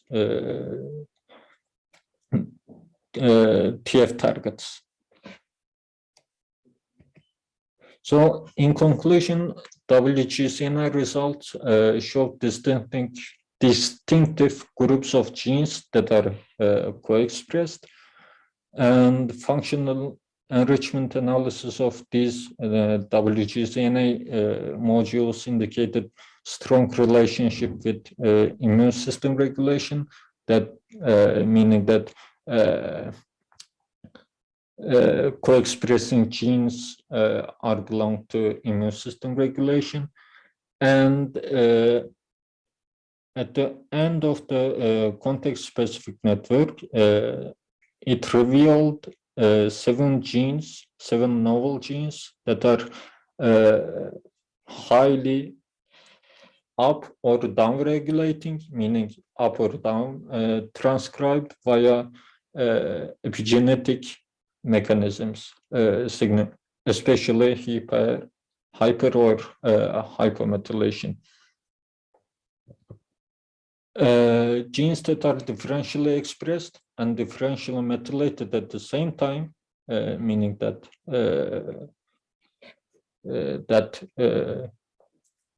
context-specific network gave us, are found to be strongly related with immune dysregulation, and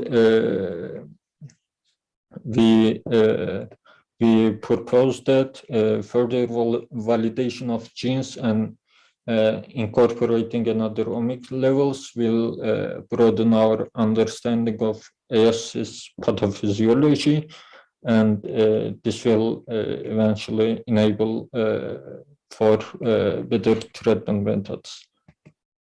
And thank you for listening. Okay, thank you very much. Do we have any question for Kerem?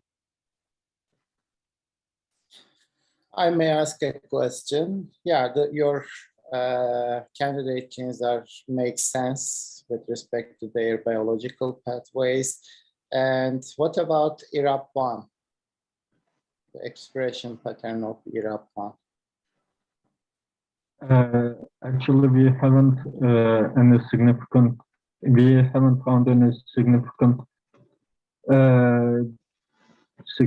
difference in IRAP1. We haven't found, I can say, neither in metabolomic studies or nor in transcriptomic studies. We didn't find any difference in IRAP1. Okay. Okay. Do you have any other? Apart from this data, actually, I want to ask a question about IRAP1. Do your patients have increased BMIs? Sorry, I couldn't understand your question. Yeah, apart from the this study, but I just want to, I wonder that if your patients with AS have increased BMI levels, body mass index, increased no, as far as I know,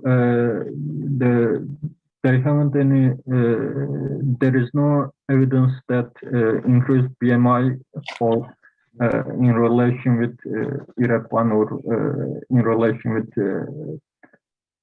developing ankylosing spondylitis.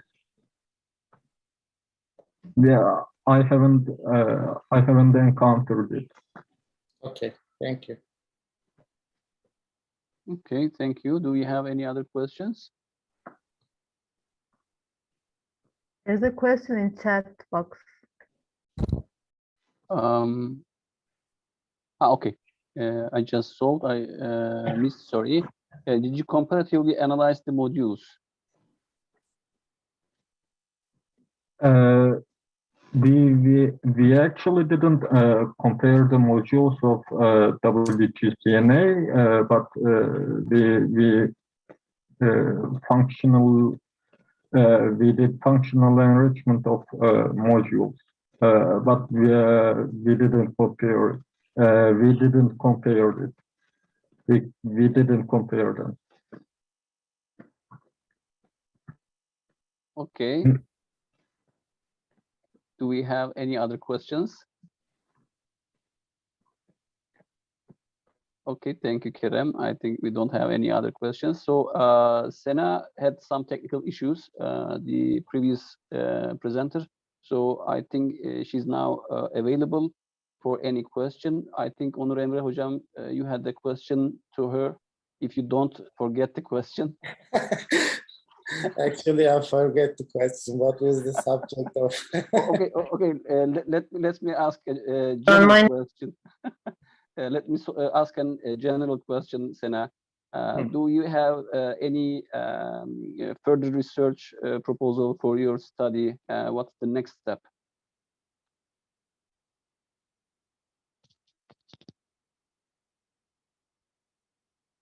Sena, are you here? Yes, I can hear you right now. Yes, we are continuing our studies about this subject. We are trying to model the same proteins with changing the distance between the proteins and elongate the simulation to obtain more balanced data right now. Then we continue with the ligand interaction studies, and we will look the ligand interaction of the same proteins to target. You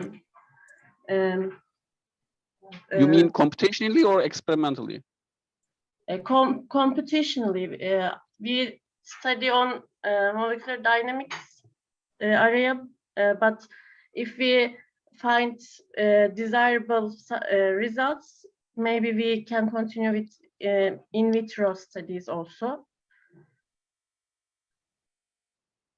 Okay, but thank you. Different team. Okay, thank you very much. I also had a question about this. Did you consider to start with the docked structure, first docking them together and then start your simulations? Now Yes, that you have some specific sites, I believe, maybe you can use them also. So I will. we are considering the docking studies, yes, exactly. But we first try to reach more balanced results with the different parameters. Then we will continue with the docking experiments. Okay. Thank you. Okay, thank you very much, Sena. We have two more presentations to go. The one before the last one is by Ghazala Sultan and Saliha Zubair, and their presentation is titled as Biomarker Identification in Ductal breast carcinoma through gene clustering and classification using machine learning techniques. Okay, let's continue. Greetings to everyone. This is Ghazala Sultan from the Department of Computer Science, Ali Muslim University. Thank you for giving me the opportunity to present my work in 5th International Symposium on Bioinformatics on biomarker identification in ductal breast carcinoma through gene clustering and classification using machine learning techniques.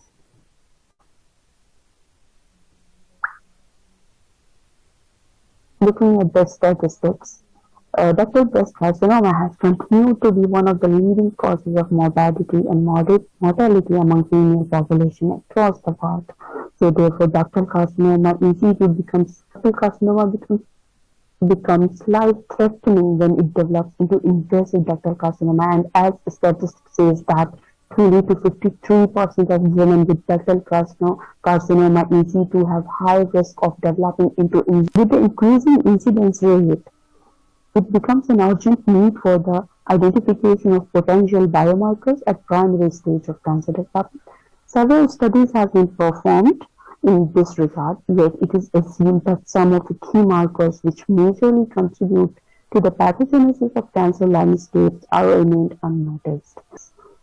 Since machine learning has been contributing greatly to biomedical science researches, including molecular subtypes classifications, disease progression predictions, MRI image analytics. In this study, we have included normal breast tissues and with respect to the ductal carcinoma in situ and invasive ductal carcinoma in situ, ductal carcinoma samples for the further analysis of gene expression comparison and identification. Since 3000 BC, the first documented case of tumor of the breast were found and treated with fire drills. Over the time, various treatment methodologies, for example, mastectomy, mammogram, and radium-based cancer treatments has been developed in recent years. The first clinical trials approved to test CRISPR-Cas9 gene editing methodology against breast cancer cells. About tools and methodology, in this study we have visualized 5 different data sets comprising of normal samples, ductal carcinoma in situ samples, and invasive ductal carcinoma samples for the gene expression analysis, where we have compared normal samples with the ductal carcinoma samples and identified totally 509 differentially expressed genes. And when we compare the genes which are specific to which are specifically responsible for the development in ductal carcinoma in situ to invasive ductal carcinoma, we found that there are totally 312 genes which were responsible in progression of which might be responsible in progression of the ductal carcinoma in situ to invasive ductal carcinoma. Furthermore, the common DEGs, which were among both the common DEGs for 59, which were identified and followed by the gene regulatory network analysis and for functional enrichment analysis to identify their molecular involvement and biological functions in the breast cancer samples. Additionally, we have applied the machine learning algorithms to analyze the genes to train the gene models, which can classify the genes based on their expression, that these genes are which falls in the normal sample category and which falls in the disease sample category. So based on the gene expression levels, we have classified the genes in two different groups, normal and the disease. Disease group contains the DCIS and IDC group. Furthermore, we have classified the genes and applied 7 different machine learning algorithms for the easy validation, because we have already identified the common diseases. We had to cross-validate the diseases that we are identifying from gene expression analysis, and the common genes which were found were taken for gene regulatory network analysis and functional enrichment analysis.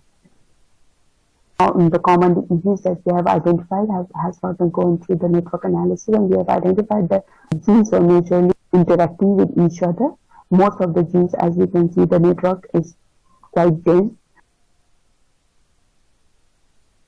Finally, the co-expression analysis of the data revealed the 12 genes out of 59 genes were co-expressed were highly co-expressed with each other. Genes involved in breast carcinoma. According to our results, these diseases are associated in co-expression with other genes and also expressed in the breast tissues involving FAP4, PLIN4, GPR84, and respectively other genes. Among all these classifiers, only 6 classifiers showed the highest accuracy, which is 90%, and the true positive rate and the false positive rate for these classifiers varied with between 0.9 to 0.8 and 0.0 to 0.2 respectively. The accuracy percentage of SMO, SBM, LGBs, and J48 was 90%, whereas the accuracy percentage of nigase, Bayesian, and decision table was 85%. Classification results for 6 classifiers were used to check their accuracy for correctly classifying the sample types. The performance of accuracy for each classifier of the 10 folds accuracy is least, where the decision table shows the least accuracy while the J48 shows the highest accuracy in the classification algorithm. In the conclusion, the presenter study utilized the integrated approach of bioinformatics data analysis and machine learning classification method, clustering and classification of the genes. We have identified 13 genes, which is UNIP and along with other genes that could be utilized in distinguished ductal carcinoma and normal samples. Therefore, these 13 genes could be used as a potential gene set as biomarkers to identify ductal breast carcinoma. Bayesian decision table and other algorithms that we have used qualified for further analysis except random forest algorithm, and J48 emerged as the best classifier amongst all the classifiers. The results from this study also signifies the highest accuracy results of J48 algorithm.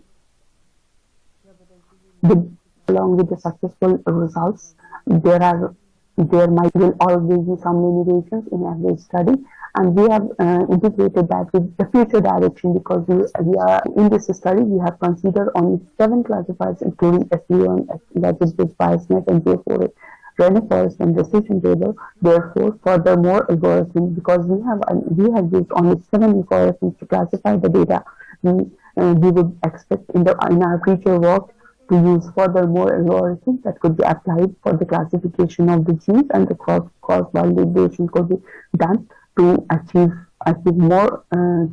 more algorithms which can accurately classify the data. Additionally, the accuracy of J48 as the best classifier for sample classification may need further validation by using it to the datasets from a broader range of breast cancer samples and other diseases, because the less number of samples is only limitation for the bioinformatics, because whatever data is available in the public databases, we utilize those data alone, and we are expecting to get more range of data sets, and we could identify potential biomarkers as promising therapeutic targets for the breast cancer. Thank you for giving me the opportunity. Thank you very much for the presentation. The enthusiasm of the audience is Hi, that's perfect. We have already 2 questions. Dr. Zanlu asked that what's your sample size, the number of patients, and any information on the subsets of breast cancer. And also commented that your differentially expressed genes seems to be low. Can you comment on this? Good evening, everyone. This is Ghazala Sultan. Am I audible? Yes, please proceed. Yes, sir. So thank you for the question. First question is, what is your sample size and number of patients? So basically, since we have taken 5 different data sets, so there were different number of samples in each data sets. In total, we can say that there were total 270 samples, as each data set containing as 54 sample, 30, 82, 42, and 62 samples. So this is quite a less number of samples, we understand, but whatever data samples are available, we because we are doing only computational analysis, we have no facilities of wet lab analysis. So we are accessing the publicly available data sets, and we are analyzing those data sets itself. That's why we have mentioned that we have to check these accuracy of the module of the algorithms on the broader number of samples. Second is based on the any info on the subtypes of breast cancer. For the subtypes of breast cancer, we have taken 2 types of samples, like invasive ductal carcinoma and ductal carcinoma in situ, where we are focusing on the genes which are responsible for progression of ductal carcinoma in situ to invasive ductal carcinoma. So that's how we have targeted this study as of now. Next is based on the DEG. Yes, the DEGs we have considered are low because we have taken only the common genes which has already classified from which are specifically responsible for progression of the disease from carcinoma in situ, ductal carcinoma in situ to invasive. That's how that was the initial aim of the study. And thus also we have targeted on the machine learning algorithms, which are classifying the genes correctly. So that's how we have concluded at the final stage, we have taken only 13 genes which were taken as the target gene, because those 13 genes were correctly classified by the machine learning algorithms as well, that which we got as J48 algorithms, given best accuracy. Next, Dr. Zanlu added another comment. I mean the molecular subtype. I think about the subtypes of breast cancer. So in this study, we have focused on ductal carcinoma alone because other subtypes include lobular carcinoma and other types. So we have included only those data sets which have the ductal carcinoma and invasive ductal carcinoma samples. So I guess no information for these subtypes. And another question is it possible or is it logical to ignore the possible differences between the 2 types of breast cancer and considering as one group? I can add myself, why did you get the intersection of differentially expressed genes? I couldn't get that point exactly. What's the biological assumption behind that? So taking the intersection of 2 differentially expressed gene group means you are searching for some common expression patterns for 2 different types. I couldn't get that point exactly. Can you make any further comments on it? So it is like while doing machine learning analysis, so we have prepared the model which will be classifying, like we have taken it in 2 times. Like first time it is normal with DCIS samples, ductal carcinoma in situ samples alone, and then the model will be differentiating which genes are like normally expressed and which are like diseased form expressed. And then again in the second go we have taken the normal with IDC samples so that we can classify the genes in different groups as normal and diseased one, because when we are comparing DCI as diseased one, so diseased one samples are already in highly expressed, so their expression form is large, so that the model is like not able to clearly differentiate between the disease, types of different disease samples. That's why we have classified into normal and then diseased groups. Okay, do we have any other questions?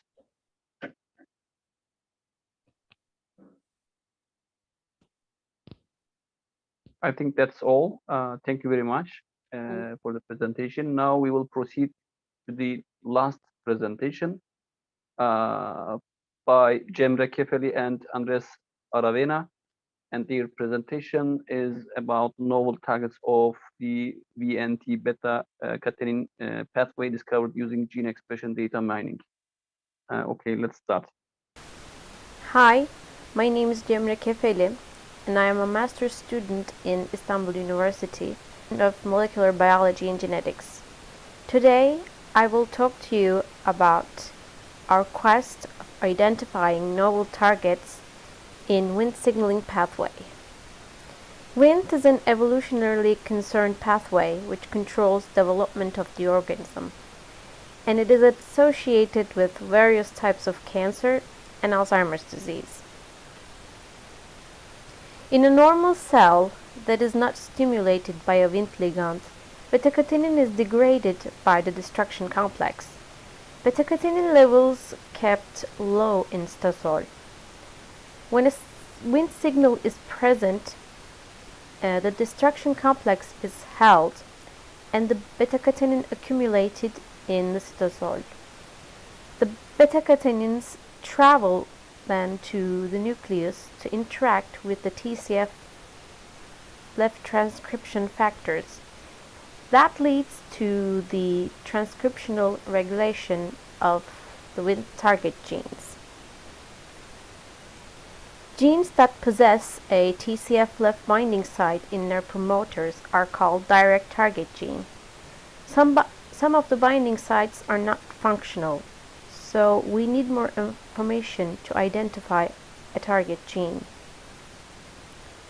The first target gene discovered in 1998 after the emergence of the key Wnt signaling components, and the number of target genes grew over time, and we think that there still might be a target genes that are yet to be found. We hypothesize that target genes behave kind of similarly. Not identical, but in a similar fashion. So we thought if they behave similarly, that might be seen in the gene expression values of target genes. Thus, we used gene expression values to train a machine learning classifier that might see this similar behavior. Following several studies, we assumed that target genes may be tissue specific. We decided to focus on colorectal cancer, and we collected the data according to this assumption. Choice for colorectal cancer was due to the abundance of data in this tissue compared to the other tissues or diseases. We used this data to train a special kind of machine learning classifiers. What classifiers basically do is separate data into groups. After training, it can recognize Dali from Van Gogh. This is basically how supervised machine learning works.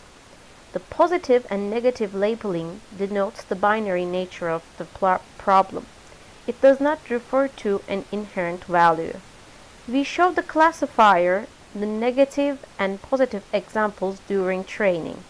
After training, the trained classifier can assign a label to new cases. Machines do not see the pictures, or in our case, the genes, as we do. We have to represent them in a categorical or numerical values, which is a more machine-friendly way. We represented genes with differential expression data, which is a collection of genes represented as numerical vectors.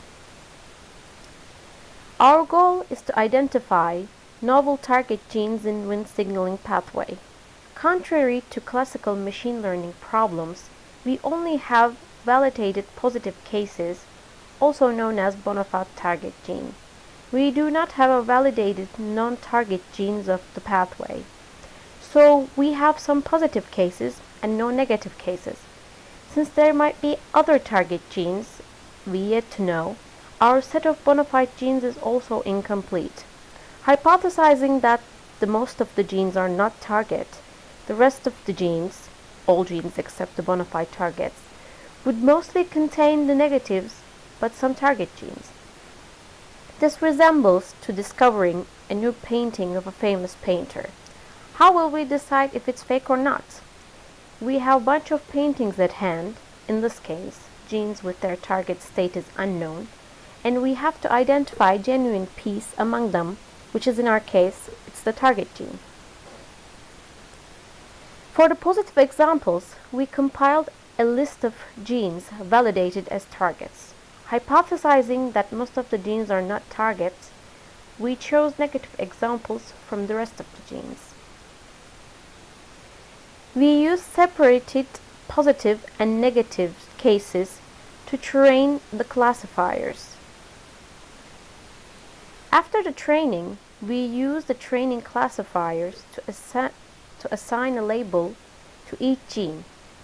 We counted the number of times each gene is classified as target, and we calculated score based on this voting system. Classifiers are different from each other, because every time we train, we use a new random set of negative examples. If the majority of votes are target, we deem the gene as target. We need to do some tinkering while training. Classification depends on the parameters called hyperparameter, which essentially affects the performance of the training. Our hyperparameters are sample size and penalty. Sample size is the number of randomly chosen negative examples in each training, and we applied penalization for the misclassification of the genes. We also trained classifiers with fake positive targets, which are chosen randomly. This is our negative control. We did this to validate that our compiled genes have a shared characteristics, and randomly selected genes cannot produce the same results. In the end, we trained two sets of classifiers. First, with bona fide targets and randomly chosen negatives. The second, fake positives and negatives, both also chosen randomly. We used several sample sizes and penalty to see which one works the best. After the prediction, we compared these two sets to see their performances. The red numbers show the novel genes predicted by classifiers trained with bona fide examples. Blue numbers show the novel genes predicted by classifiers trained with fake positives. Recall is the rate of recovery of the positive examples.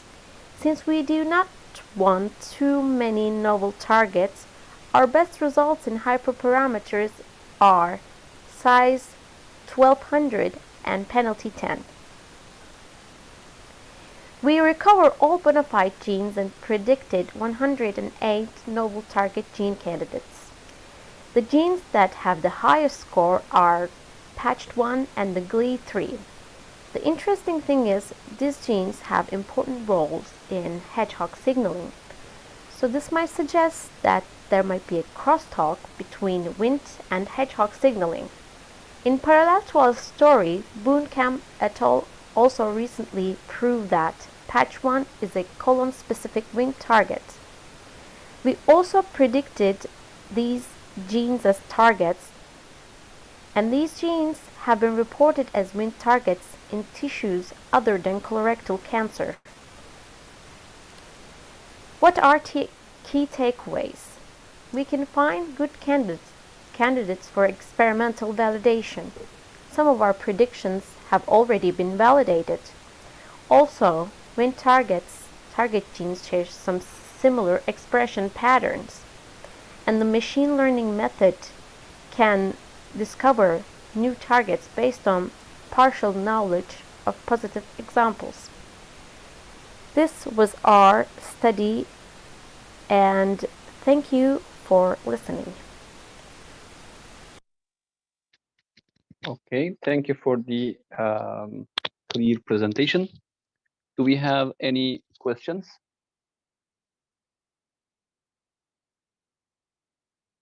We have a question from audience.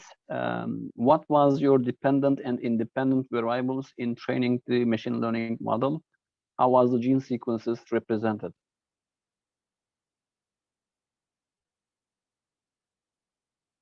Okay, is Cemre here? Yes, I'm here. I was thinking about the question, actually.